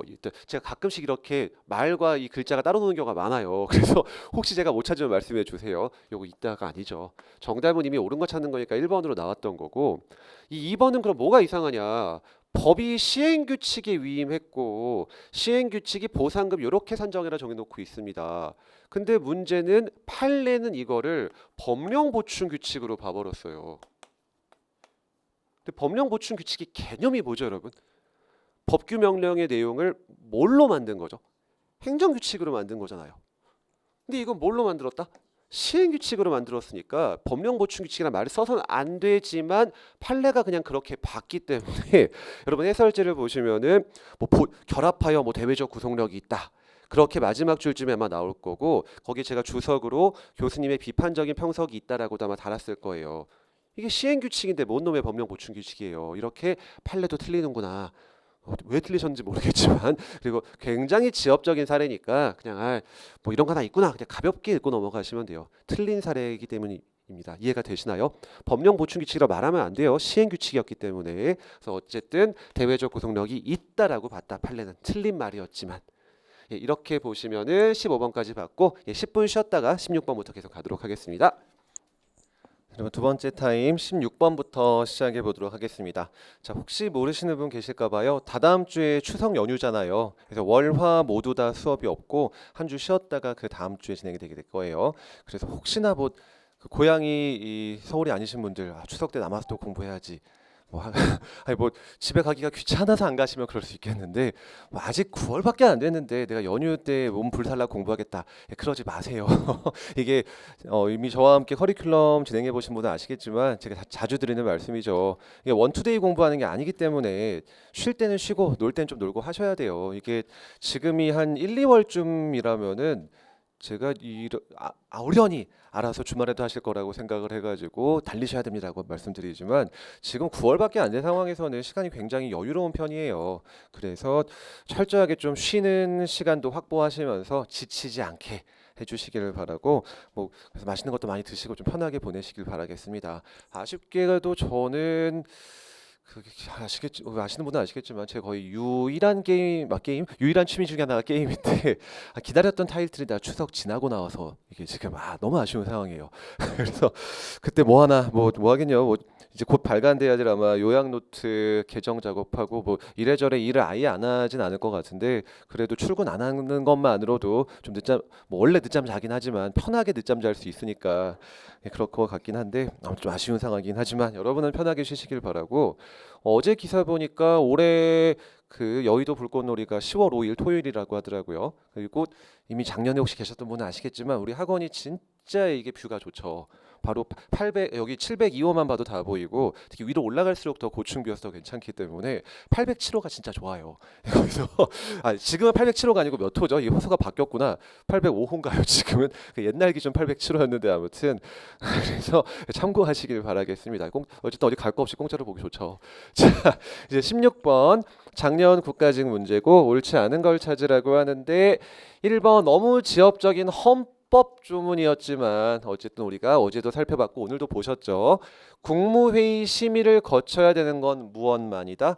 시행령만이다. 따라서 시행규칙은 안 거쳐도 되고요. 물론 저도 어제 말씀드린 바와 같이 작년 국가직 문제 풀 때 이거는 솔직히 좀 애매했습니다. 제가 풀었을 때 기준으로요. 다만 시행령은 뭔가 다르지 않을까 그냥 그 정도 느낌만 갖고 빨리 다른 정답을 찾아보고 있었는데 대놓고 정답 있잖아요. 4번에 특정 다목적된 법 같은 게 전혀 중요하지 않죠. 뒤에는 포인트는 여기잖아요. 대통령령으로 정해라라고 명시했는데 안 만들고 있대요. 뭔가요? 행정입법 부작이죠. 그러니까 뭐 할 수 없다? 부작위 수정할 수 없죠. 이것도 맞네요. 자, 그러면 뭐가 정답일까요? 더 쉬웠네요. 여기네요. 상위법에 위임이 없는데 바꿨다. 당연히 뭐에 그쳐요? 행정규칙에 그치죠. 대외적 구속력 없잖아요. 이렇게 적절하게 섞어서 내주세요. 진짜로 1번 같이 말도 안 되는 선지 주시면은 대놓고 정답인 거 보여주시는 거죠. 그럼 2번도 맞나요? 조금 전에 본 거네요. 법령 보충 규칙 대외적 구속력 갖게 되고 마찬가지로 자기 구속의 원리가 적용될 때도 대외적 구속력 갖게 되고 이때는 일종의 공권력 행사로 봐서 무엇을 인정해 준다? 헌법 소원의 대상성인 공권력 행사라고 인정을 해주죠. 다음 17번 옳은 걸 가볼게요. 자, 이거는 우리가 기본 이론 기준 8주차였네요. 지난주에 공부하셨던 행정 절차법 조문 중에 하나인 입법 예고 조문인데 자, 원칙적으로 법규 명령을 제정, 개정, 폐지 등을 할 때는 국민들에게 알려주는 입법 예고를 해줘야 합니다. 자, 입법 예고도 이왕 보는 김에 좀 여러 가지 주제들을 좀 종합시켜 볼게요. 자, 입법 예고 했는데 결론적으로 그 법규 명령이나 법률이 못 만들어진 거거든요. 신뢰보호 원칙에 위반된다. 아니죠. 입법 예고는 무엇으로 보지 않았냐면은 공적 견해 표명으로 보지 않죠. 왜 입법 예고 개념 자체가 뭔가요? 이렇게 무조건 100% 만들어진다. 가 아니라 이렇게 만들려고 하니까 무엇을 주셔라? 의견을 주셔라라는 절차에 불과하기 때문에 이것만 갖고는 만들어주겠다는 공적 견해 표명한 적이 없어요. 두 번째, 입법 예고를 생략할 수 있는 사유 우리 앞글자 따서 5가지를 공부했었고 긴 집에 없고 두 번 뒤에 제일 2개 쉬운 건 성공이었거든요. 긴급하다, 상위법의 단순한 집행을 위한다, 권리 의무랑 관련이 없다, 제일 쉬운 성공, 성질상 못하고 공익에 반한다. 이러면 안 할 수 있고 그게 1번 선지죠. 상위법의 단순한 무엇을 위한 거? 집행을 위한 경우에는 입법 예고 안 할 수도 있더라. 맞는 내용이 되겠고 그 다음 이왕 한 김에 한두 개만 더 써볼게요. 우리 아까 말씀으로만 드렸던 거 시행령, 시행규칙 중에 누구는 국회에 미리 보내야 된다. 예, 시행령. 그래서 대통령령, 시행령의 경우에는 국회 소관상임위원회에 제출해서 심사도 받아야 하고 마지막 날짜까지 기억할게요. 입법 예고 원칙적으로 며칠 이상이냐면은 40일 이상이고 다만 조례와 규칙은 절반 줄여서 20일 이상이다. 일단 요 정도는 한 번에 좀 기억해 두시면 좋겠습니다. 그래서 1번 맞고요. 또 옳은 거 찾는 거였죠? 그래서 정답은 1번. 나머지 틀린 애들 가볼게요. 자, 형사처벌에 대해 위임 허용 가능하잖아요. 이런 엄격한 요건 갖추면은 틀렸고. 그 다음 또 나오죠. 이놈의 내신 성적 산정 지침 안처분이었고. 그 다음 이게 17번 문제죠. 네. 바로 요게 예전에는 틀린 거였지만 이제는 어떻다? 맞아야 돼요. 예전엔 왜 틀렸나요? 행소법에서는 대법원 판결로 법규 명령 위헌 위법이라는 거 판단되면 누구한테 알려줘야 되니까 행안부 장관이지만 작년에 제정된 행정소송 규칙 대법원 규칙이에요. 법규 명령에 따라 어디에도 통보 소관 행정청이 소관부처장이랑 같은 말이죠. 그래서 이제는 요것도 맞는 내용이 되더라. 그래서 정우표에 그 행소 규칙까지 기재해서 포스팅을 해놨으니까요. 참고하시길 바라겠습니다. 다음 18번 옳지 않은 걸 찾아라. 이번엔 아까 빠졌었던 문장 나오네요. 법령은 어떤 성격을 갖고 있으니까? 추상적 성격을 갖고 있으니까 무엇이 아니고 처분이 아니고 한곳수록 못하죠. 그 다음 2번은 그냥 암기하셔야 되죠. 약제, 급여, 비급여 7글자로 그냥 암기하시면 되는 내용이고 이 고시에 첨부되어 있는 엑셀 파일 까보니까 여기 의약품들은 급여 의약품이고 여기 의약품은 비급여 의약품이다. 급여, 비급여가 무엇의 대상이 되고 안 되고 뜻인가요? 네, 의료보험 대상 되고 안 되고 똑같은 말 의료보험금 받냐 못 받냐가 이 고시에 따라 결정된 거죠. 그 자체로. 이런 게 바로 무슨 고시? 처분적 고시가 되는 거예요. 그래서 약제, 급여, 비급여 7글자로 좀 암기를 해두시면 되겠습니다. 자, 다음에 3번. 법규 명령은 어제도 잘 대답을 해주셨는데 어떻게 해야 효력을 발하게 되나요? 공포를 해야 되죠. 대외적 구속력을 갖는 성질이 있기 때문에 국민들에게 공식적으로 선포해줘야만 효력이 생기는 반면 행정규칙은 공포가 필요하다, 필요 없다. 필요 없습니다. 어차피 행정부 내부적인 매뉴얼이니까 보통 상급부서에서 만들어서 야 요대로 해라. 우리 아까 보신 그 교육부 장관 사례처럼요. 어딨나요? 네. 지침 만들어서 교육감한테 그냥 보내는 거예요. 야 요대로 해. 이런 걸 보통 하달했다라고 하죠. 밑으로 보내는 거. 그럼 언제부터 행정규칙이 효력이 생길까요? 네, 받으면 그냥 효력이 생기는 거예요. 그래서 원칙적으로 행정규칙의 공표든 공포든 이거는 효력을 발생하기 위한 요건은 아닙니다. 지만 마침 또 나왔네요. 행정청은 구체 다시 공통의 처분 절차로 수익적이든 침익적이든 뭘 만들어서 공표해라. 처분 기준을 만들어서 공표해야 되고 그게 바로 행정규칙이었잖아요. 그 조문을 말하고 있는 거예요. 20조 조문. 나온 김에 한 가지만 더. 그럼 이 방금 답도 말씀드렸는데 처분 기준인 행정규칙을 공표해야 되는 의무가 적용되는 처분은 침익적, 수익적 처분 중 어떤 거? 예, 함정이죠, 이 말이. 다죠, 다.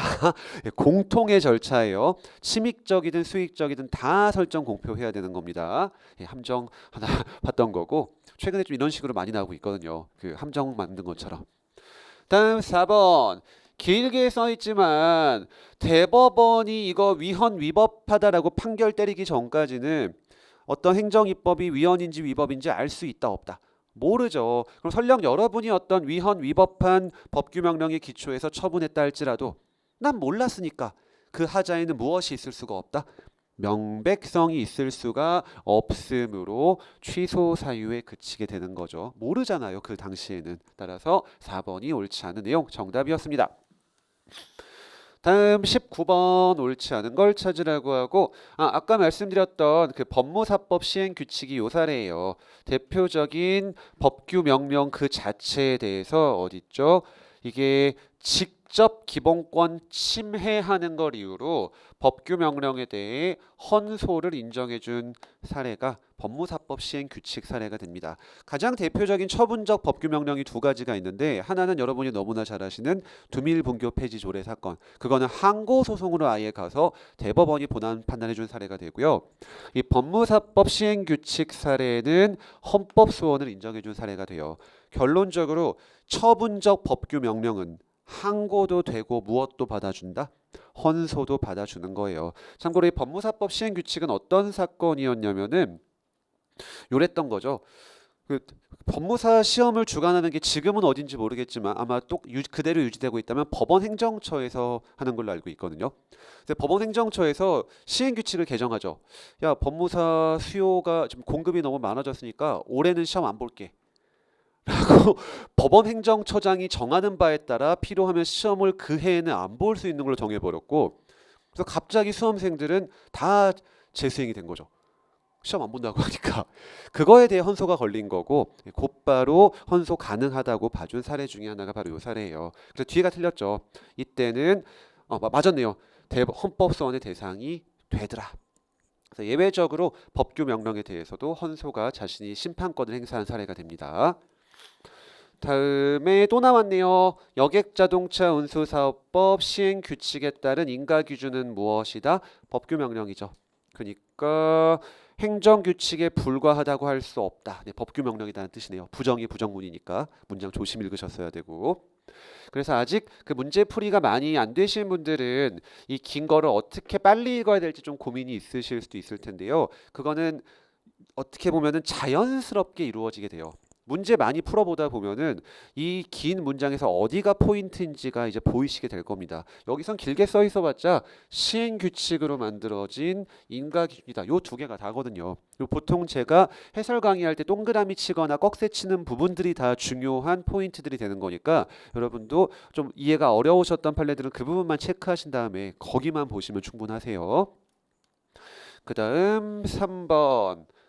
자, 조금 학술적인 내용이었죠. 역시 17년 국가직 내용 다운 내용인데 자, 재량준칙이 되풀이 시행되어 관행이 성립되면 자기 구속력이 인정되고 그럼 그 관행에 위반되는 처분은 1번 재량준칙에 위반함으로 위법하게 된다인가요? 행정법의 일반 원칙에 위반함으로 위법하게 된다인가요?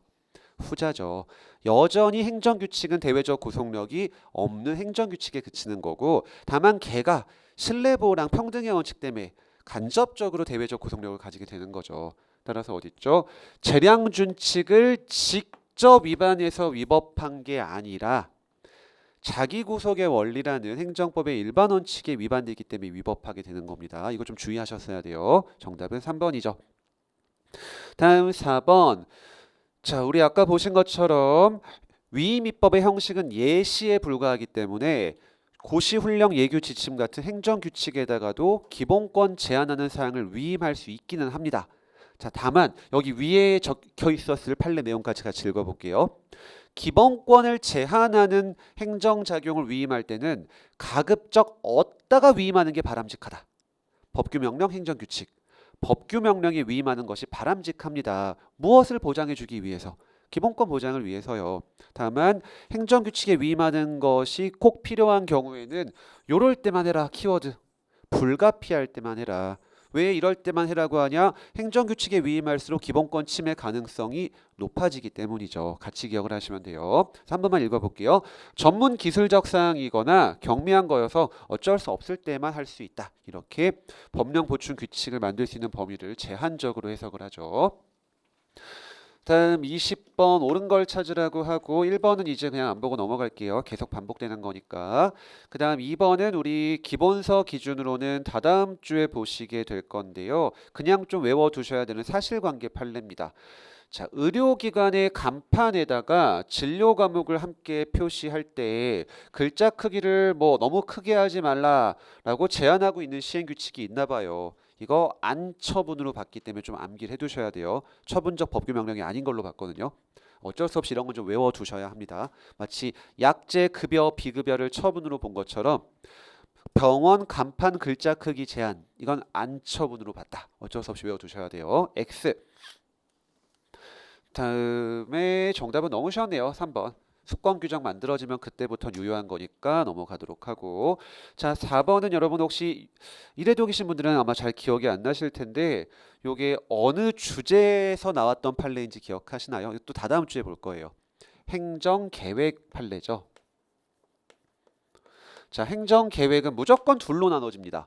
권리 의무에 영향을 직접 미치는 구속적 계획은 두 글자로 줄이면 처분.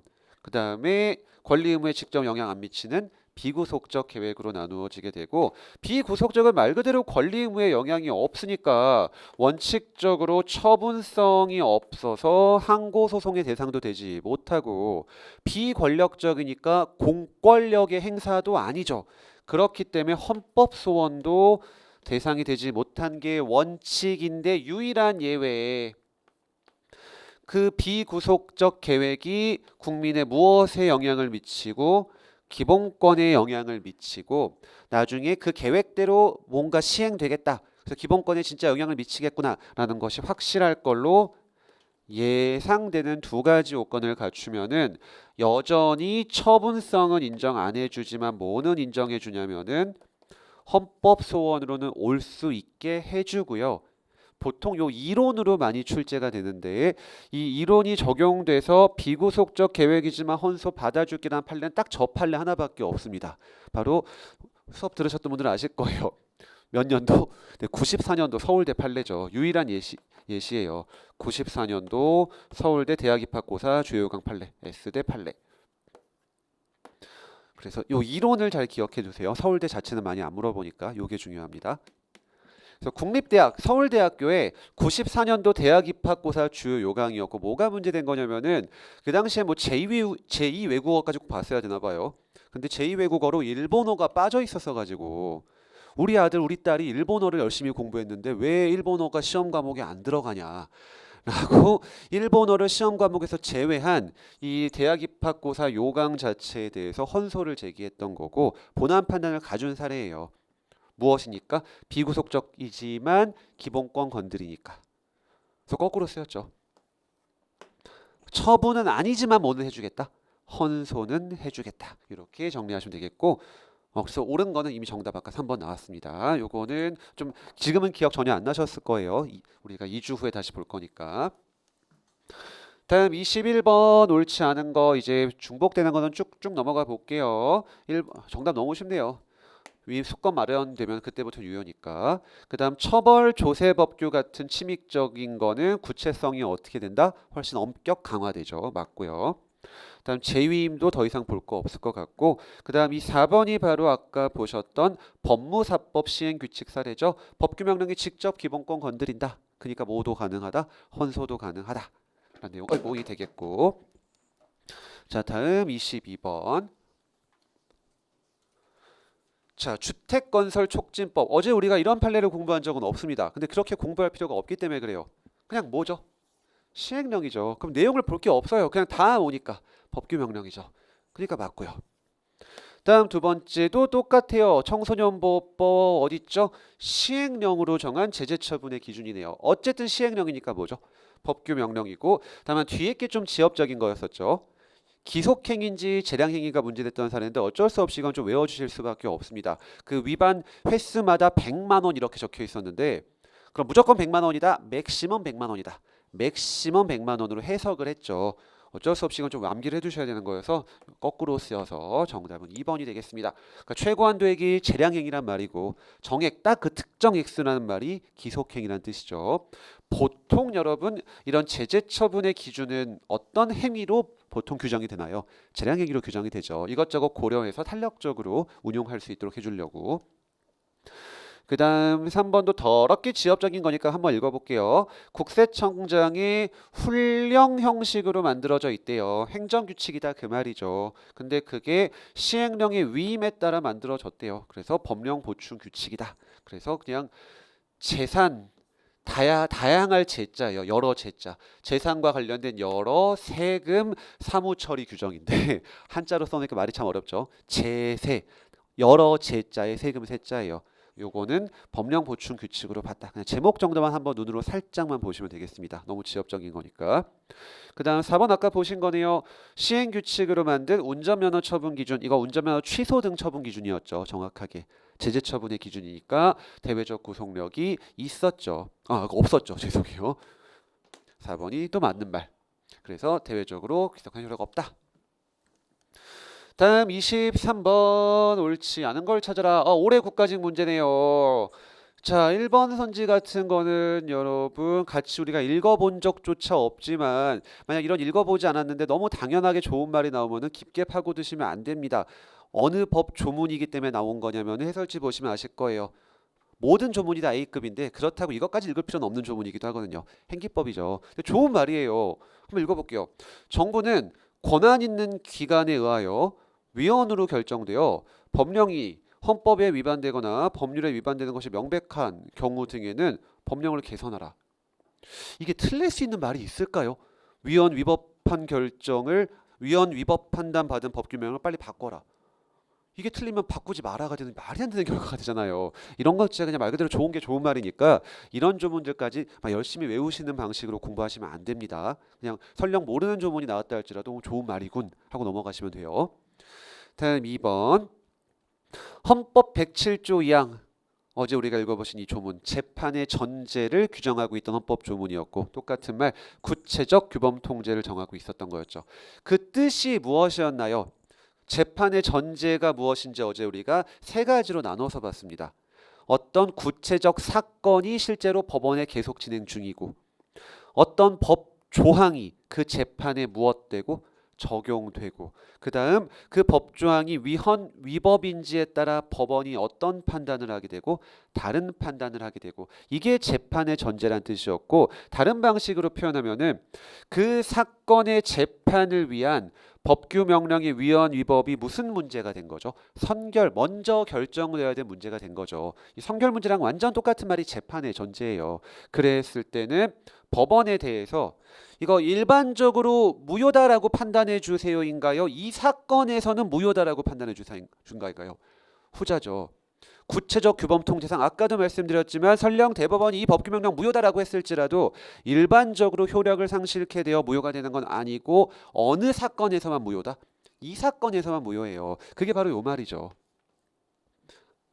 이 사건에서는 무효니까 적용하지 말아달라라고 판단을 구할 수 있다는 뜻이에요. 그리고 이런 재판 제도를 구체적 규범 통제라고 하고 이와 달리 그냥 개소지만 아무나 이거 위헌 위법 판단해달라 라고 하는 통제를 무슨 통제라고 부르냐면 추상적 규범 통제라고 부르고 이런 건 우리나라에 허용되지가 않아요. 아무나 소송 거는 걸 막기 위함이죠. 다음에 정답은 올해 시험도 너무 쉬웠죠.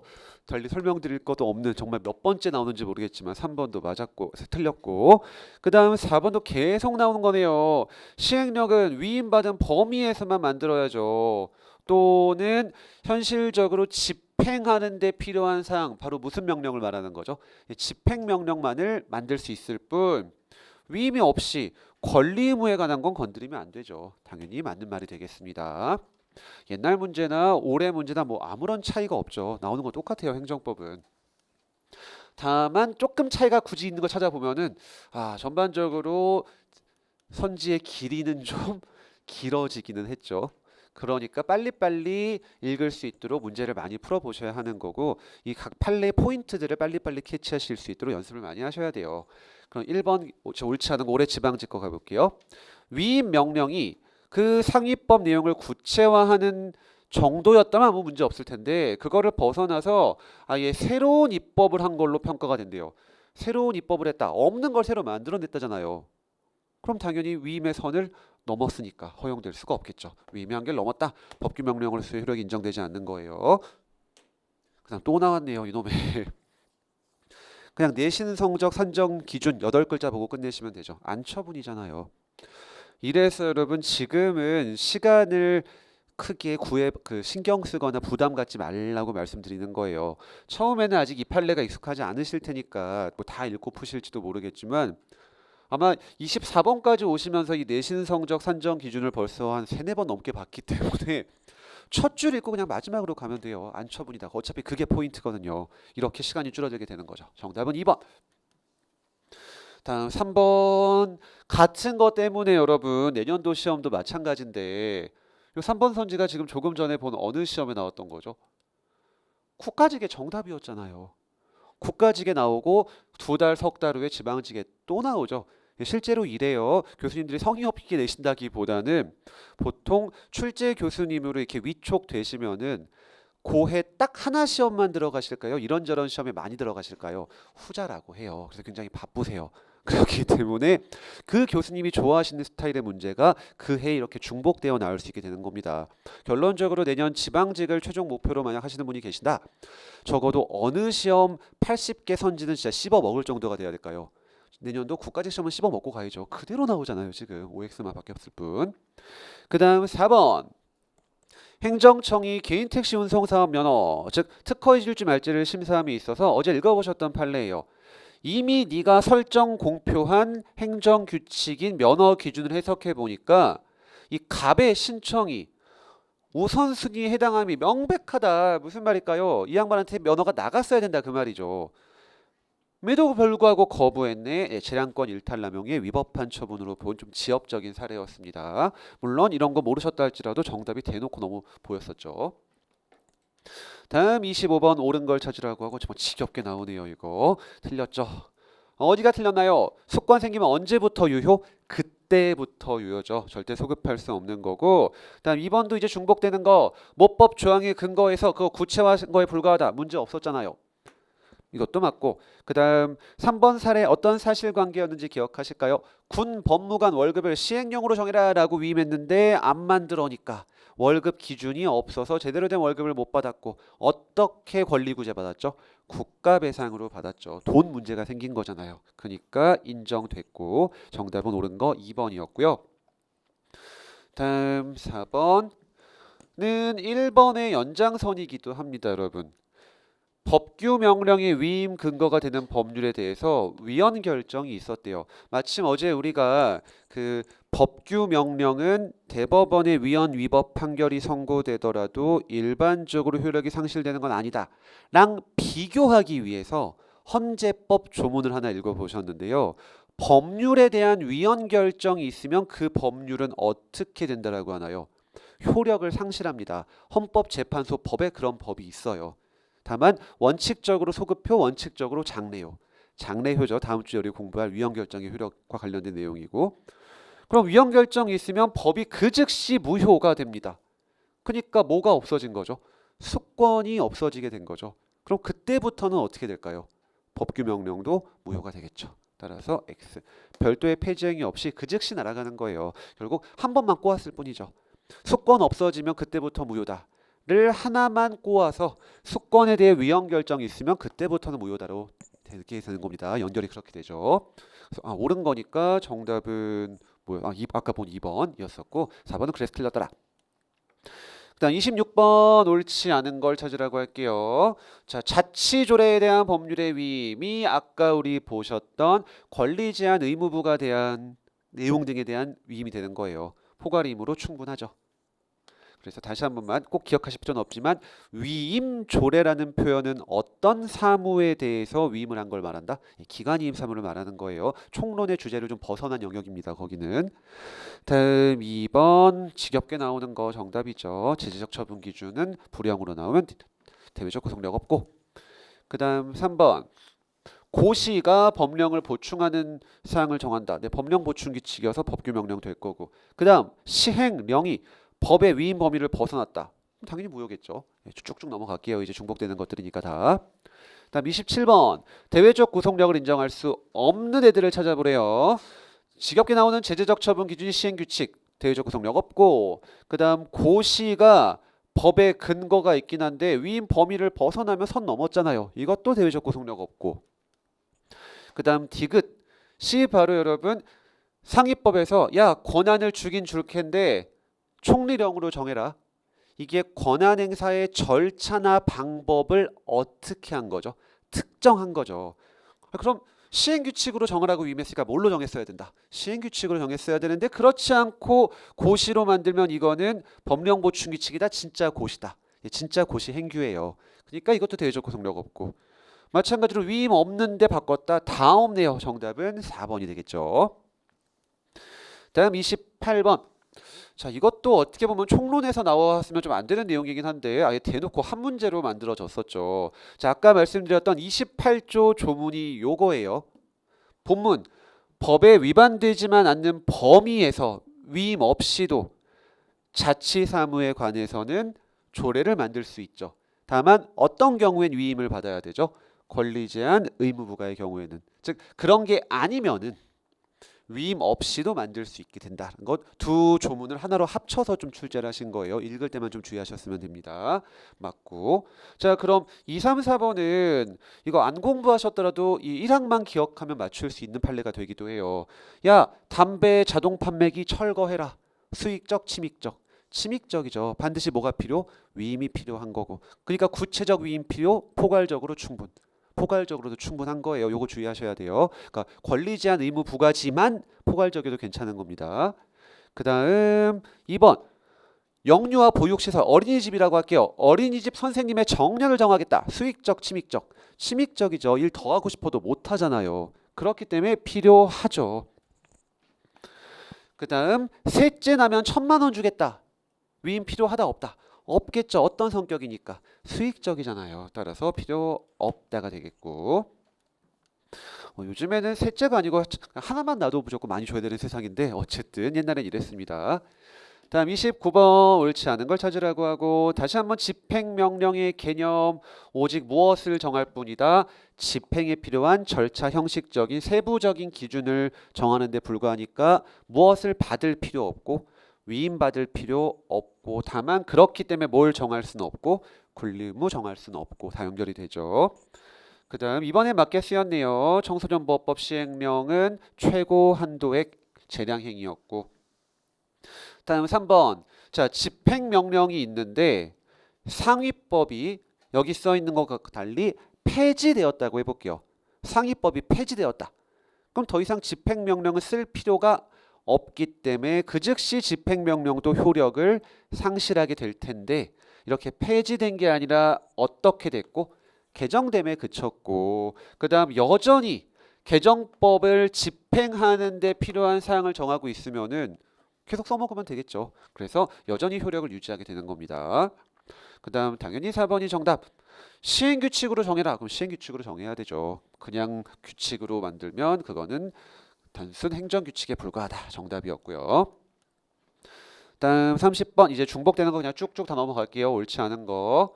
예, 확장 해석하면 효력 없겠고. 자, 다양한 사실관계를 규율하거나 사실관계가 수시로 변화된대요.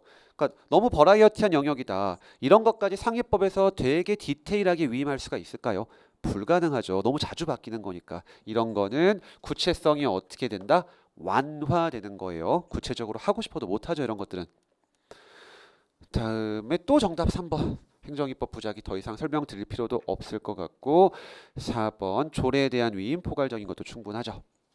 이래서 여러분 그냥 기출 문제만 주구장창 풀어 보셔도 진짜 졸라게 많이 나온다고 느끼실 거예요. 똑같은 게. 그리고 내년 시험도 마찬가지일 수밖에 없습니다. 지난 10몇 년 동안 똑같았는데 25시험만 다를 리가 없잖아요. 이게 국가직, 지방직만 이런 게 아니고 다른 모든 시험 다 마찬가지예요. 뭐 소방, 국회, 뭐 변호사, 뭐 행정, 객관식 시험은 아니지만 행정고시 등등등 다 똑같거든요. 기출만 잘하시면 되고, 다음 유일하게 딱 한 번 요때만 출제가 됐죠. 하위 행정입법의 제정 없이 상위법만 갖고도 집행이 가능하다. 이게 어떤 말로 우리가 쉽게 풀어서 했는지 기억하실까요? 정확히요. 위임을 받긴 받았는데 위임 받은 거 만들라고 했더니 뭐 할 게 없다. 만들 게 없다. 왜요? 상위법이 다 이미 있어가지고요. 그러니까 만들 게 없으니까 명시적 위임 있다 할지라도 어떻게 해라? 안 만들어도 되는 거였고, 교과서적 표현 만들 의무, 자기 의무는 인정되지 않았죠. 따라서 안 만들었다 할지라도 행정입법 부작위가 아니다. 그래서 1번이 정답입니다. 2번도 아까 보신 거 하위법에서 몇 조 몇 항으로부터 위임받았다 안 적어도 되고, 다음 3번 자 입법부가 법률로서 행정부에게 위임했다. 그럼 행정입법을 하라 이 말이죠. 그럼 해줘야 되는데 행정부가 정당한 이유 없이 이를 이행하지 않는다. 길게 썼지만 행정입법 부작위하고 있다는 뜻이에요. 그럼 권력분립의 원칙상 더 위에 있는 법에서 밑에 있는 애한테 만들어. 그럼 만들어야 될 텐데 안 만드니까 뭐에 위반되고? 권력분립에 위반되고, 결론적으로 법치행정의 원리에 따라 법이 시키는 대로 안 하고 있기 때문에 뭐에도 위반된다? 법치행정의 원리에도 위반되는, 결국 행정입법 부작위는 단순 위법이 아니라 어디까지 위반된다고 보냐면 위헌이라고까지 봐요. 왜? 권력분립과 법치국가의 원리는 법률적 효력일까요? 헌법급 원칙일까요? 헌법급 원칙이어서 그래요. 그래서 결론 행정입법 부작위는 위헌인 동시에 위법이다. 이렇게 표현하기도 합니다. 그 다음 4번도 계속 반복되는 거니까 넘어갈게요. 시행규칙으로 만들면 그걸로 만들어야 되고, 다음 이제 지겹게 똑같은 것들 청소년보호법 시행령 최고한도액이었고, 그 다음 시행규칙으로 정했으면 시행규칙으로 정해야 되죠. 똑같은 거 또 나왔네요. 2번이 정답. 그 다음 공법적 단체 정관과 조례 포괄임 가능하고, 요것도 똑같고, 다음 33번 옳지 않은 거. 자, 우리나라는 구체적 규범 통제밖에 없습니다. 추상적 규범 통제가 아예 없죠. 구체적 규범 통제 원칙으로 하고, 자, 이런 표현을 처음 보셨을 텐데요. 무명 소송. 말 그대로 이름이 없다예요. 법에서 정해놓은 소송의 유형은 아니지만 실무상 그냥 허용해주는 소송을 강학상 무명 소송이라고 합니다. 그럼 여러분 항고 소송의 종류는 딱 뭐밖에 없죠? 취소, 무효, 부작위밖에 없죠. 의무 이행 소송 인정해 주나요? 허가해라라고 판결해 주세요. 안 해주죠. 왜 안 해주죠? 이유가 뭔가요? 행소법에 규정이 없으니까. 판례는 행소법에 규정이 없는 소송을 인정해 주지를 않고 있기 때문에 무명 항고 소송 따위는 해주지 않고 있고, 더 나아가서 행정입법 부작위에 대해 국가배상도 해주죠. 아까 그 군 법무관 사례 보셨잖아요. 다 틀린 말이고, 저 무명 항고 소송이란 말이 다시 나오기 좀 어렵긴 하겠다만 그래도 법률 용어로 무명 소송이 뭐다? 법에 없는 소송인데 실무상으로 인정되는 소송이다를 무명 소송이라고 하고, 우리나라에선 이런 게 있다 없다? 없어요. 특히 행정법에선 절대 없어요. 그렇기 때문에 의무이행 소송이 안 되는 문제가 있기도 하잖아요. X. 그 다음 3번 요 판례가 아까 보셨던 우리 7글자로 정리한 어떤 사실관계 판례일까요? 보건복지부 고시인데 국민건강보험공에 등등의 영향을 미치네요. 약제, 급여, 비급여 사례죠. 처분적 고시 사례였고, 물론 여기서는 그냥 고시가 그 자체로 법률 관계를 직접 규율한다. 이거랑 똑같은 말이 무엇에 직접 영향을 미친다는 뜻일까요? 권리 의무에 영향을 미친다는 말과 같은 말이에요. 그럼 처분이고. 자, 이거는 써있긴 더럽게 길게 써있는데 아마 1회독만 하셨던 분들도 이 판례는 다 기억하실 거예요. 우리가 소외이익에서 배운 가장 리딩 판례 중에 하나였고, 자, 이렇게 한번 해볼게요. 영업정지 2달을 받았습니다. 1회 위반했다고 해가지고요. 그리고 2달 지났고 아직 제소기간 남아있는 요 시점에서 내가 이거 억울해서 영업정지 2월에 대해 취소 소송을 걸려고 해요. 자, 영업정지 2월 이렇게만 썼지만 청소년한테 술 판 걸로 가정해 볼게요. 한 번 팔면 2달, 두 번이면 석 달, 세 번이면 영업 취소잖아요. 자, 2달 받았는데 2달 지났으니까 영업 정지인 이 2달 끝나는 순간 어떻게 되죠?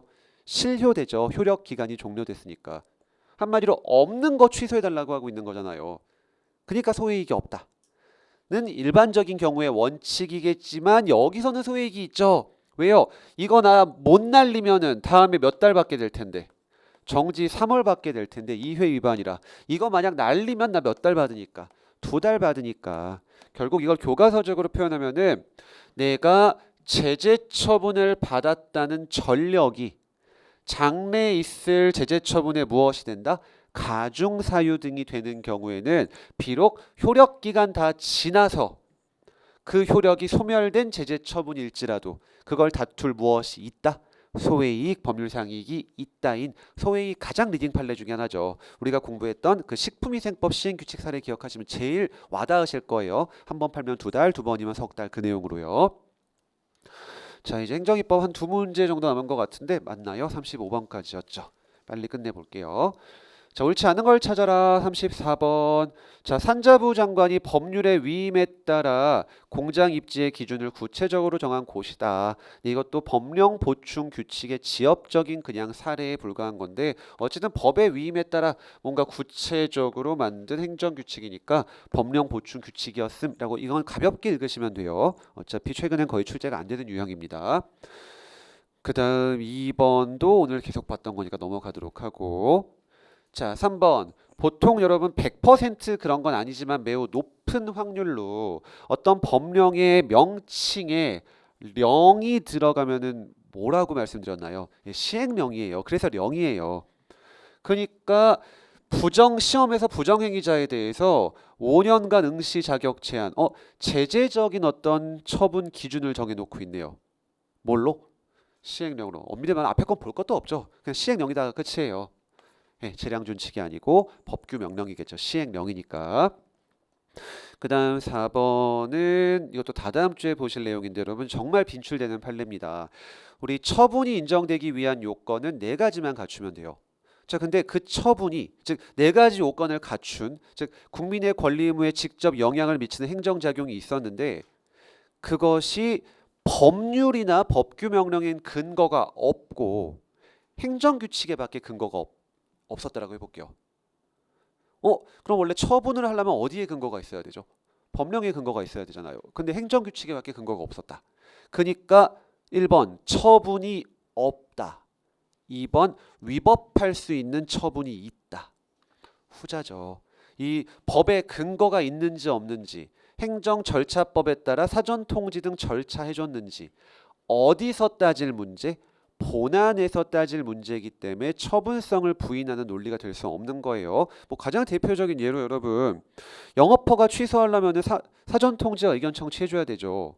근데 깜빡하고 그런 절차 다 쌩까고 영업허가 취소 때렸다고 해볼게요. 그럼 절차법 위반했죠.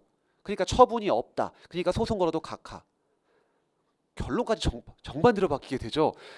처분이 있고 위법하니까 취소 판결이 나오게 되는 거지. 절차 안 거쳤으니까 처분이 없다가 아니에요. 결론 법에 근거가 있는지 절차 지켰는지 다 어디서 따질 문제? 본안에서 따질 문제고 본안에서 따질 문제란 뜻은 처분이 있다 없다의 문제인가요? 있는 처분이 위법하다 적법하다의 문제인가요? 위법 적법의 문제예요. 그럼 소송 요건에서 따진다는 말은 어떤 문제일까요? 처분이 있냐 없냐의 문제예요. 이거 헷갈리시면 안 됩니다. 최근에 많이 나와요. 그래서 2번 행정규칙에 근거했다. 다 본안에서 따질 문제이기 때문에 그 4가지 요건만 특히 가장 중요한 거 뭐에 영향 미치면 권리 의무에 직접 영향 미치면 그냥 뭐다? 처분인 거예요. 이거 정말 많이 나옵니다. 최근에도. 다음에 행정입법 마지막 문제 집행명령은 그 실현하기 위한 세칙 규정인 것까진 맞지만 뒤에가 틀렸네요. 그래서 뭐가 필요 없다? 수권이 필요 없죠. 권리 의무 안정하니까. 그래서 1번 끝까지 잘 읽으셨어야 되는 거고. 그럼 맞는 애들 법규 명령이 직접 기본권 건드린다. 아까 보신 법무사법 시행규칙 사례 헌소 가능하게 되고 3번 법령 보충 규칙은 3글자가 키워드죠. 어떤 경우에만 위임하자? 불가피할 때만 위임하자. 그 다음 4번 같은 건 좀 좋은 선지는 아니긴 한데 행정입법이 왜 필요하냐? 예, 전문적인 내용, 기술적인 내용, 그다음 법과 탄력적으로 변화하는 세상에 적응하기 어려우니까 빨리빨리 해주려고. 그래서 행정입법 만들 필요성이 있다. 이건 참고로만 기억하시면 돼요. 어차피 나올 내용이 아닙니다. 자, 이제 가장 그지 같은 문제 두 개가 등장하게 될 텐데 자, 36, 7번 이건 솔직히 모지하고 풀으셨을 거예요. 그리고 모지하셔도 되지만 이때가 처음이자 마지막으로 한번 볼 수 있는 기회니까 나올 확률은 한없이 0에 수렴하지만 둘 다 17년 국가직이죠. 진짜 뭔가 잘못됐던 해인데 판례 의함도 안 나와 있잖아요. 자, 한번 가볼게요. 자, 우리 처분 개념, 행정, 청의, 구체적 사실에 대해 행하는 국민의 권리 의무에 직접 영향을 미치는 네 번째 무슨 행정작용이죠? 공권력적 행정작용이죠. 권력적이어야만 비로소 처분이고, 그래서 우리가 여러 번 그린 이 그림 있잖아요. 행정작용은 공법, 사법, 공법은 권력, 비권력, 그리고 이 권력 중에 처분이 있는 거죠. 자, 그럼 가볼게요. 처분을 행정청의, 구체적 사실에 대해서 법 집행이란 말이 바로 권리, 의무 영향 미친다는 뜻이에요. 행하는 공권력적 작용이 아니라 공법행위다라고 정의하게 되면은 처분의 범위가 어디까지 넓어지게 될까요? 비권력적까지 넓어져 버리죠. 공법행위라고 정의해 버리면 공권력적 작용이어야만 처분이 열로 한정되게 되는데 그냥 공법이라는 말은 여기잖아요. 여기. 그러니까 그렇게 정의하면 공법상 계약이 처분에서 빠지나요? 들어가게 되나요? 들어가게 되는 거죠. 다시는 나올 일 없는 문제지만 그래도 처음이자 마지막으로 한 번만 가볼게요. 이게 올해 개정하면서 진짜 고민 많이 했습니다. 이 문제 뺄지 말지. 그래도 아예 빼긴 또 뭔가 찜찜해서 아직 남겨놨는데 처음이자 마지막으로 보실 거예요.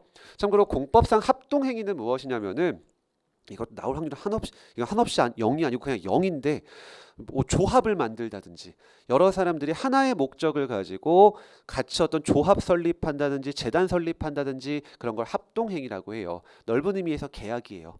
어쨌든 이것도 이렇게 개념 정의하면 처분으로 들어가게 됩니다. 틀렸고.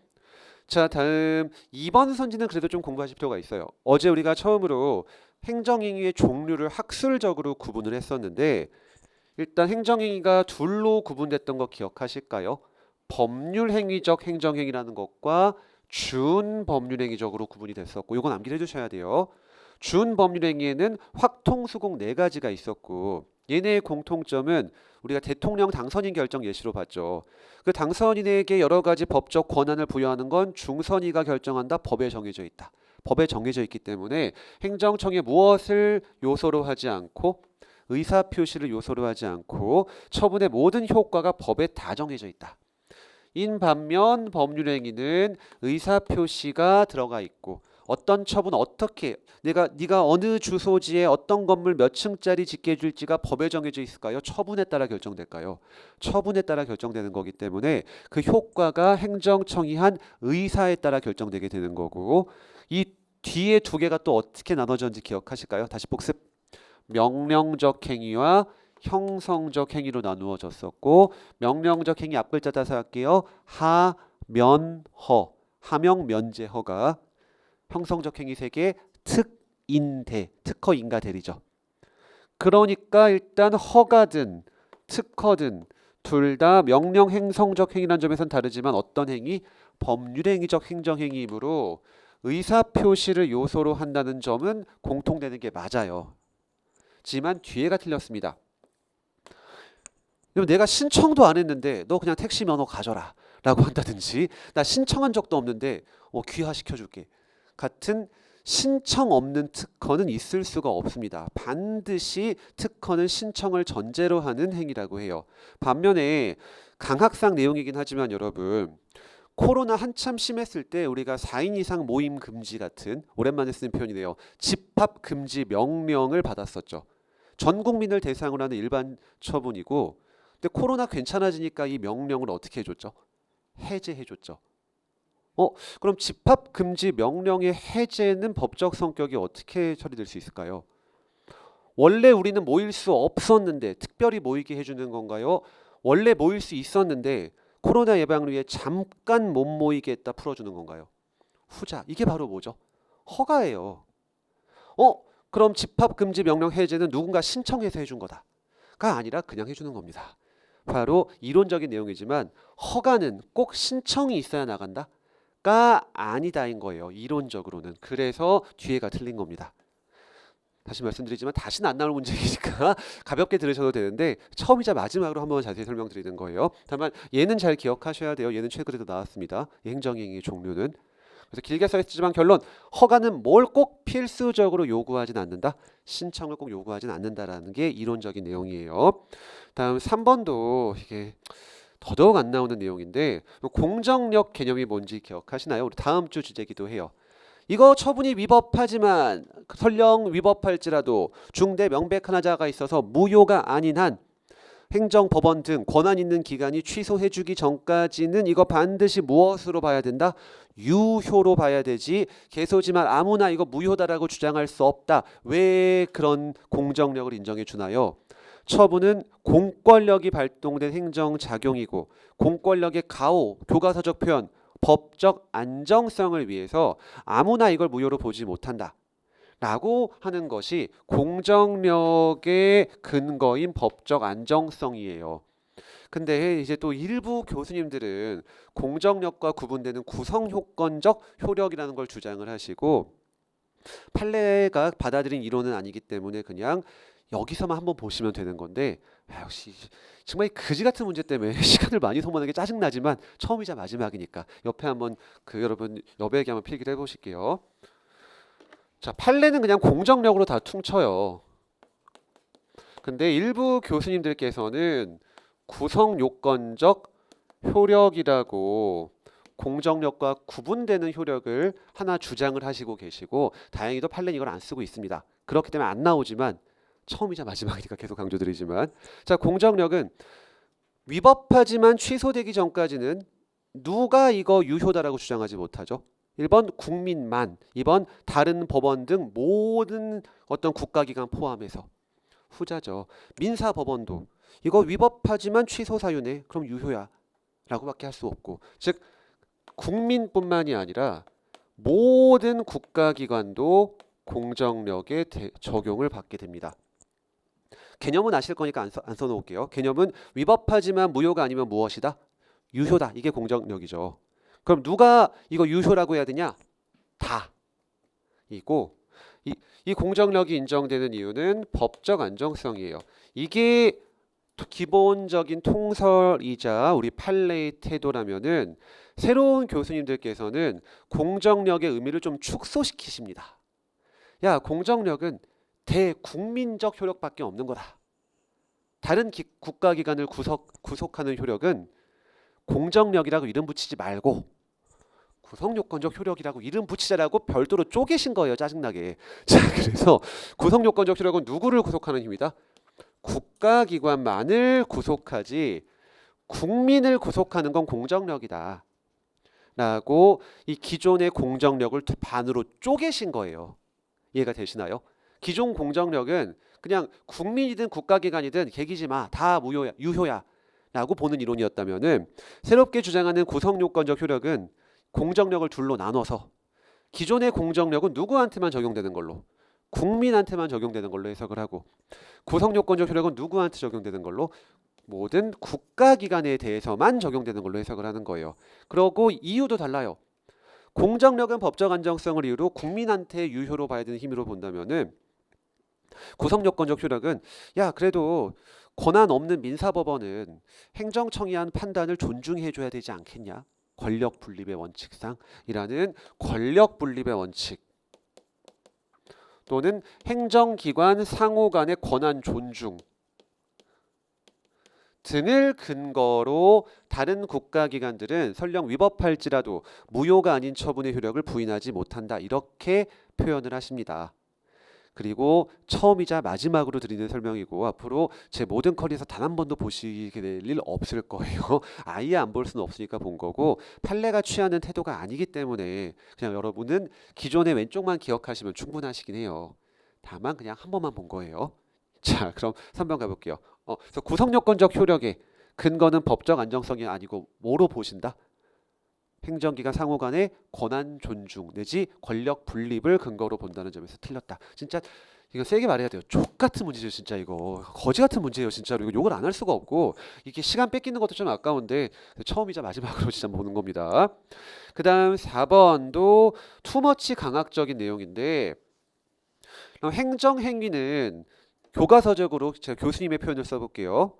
행정행위는 행정청이 구체적 사실에 관해서 법 집행 행위로 수행하는 공권력적 단독행위입니다. 즉 행정행위는 법적 행위예요. 근데 우리 항고소송의 대상이 되는 처분엔 뭐가 포함되냐면은 사실행위 중 이 사실행위가 포함되거든요. 권력적 사실행위는 우리가 뭘로 그냥 외우고 퉁쳤었죠? 처분이죠.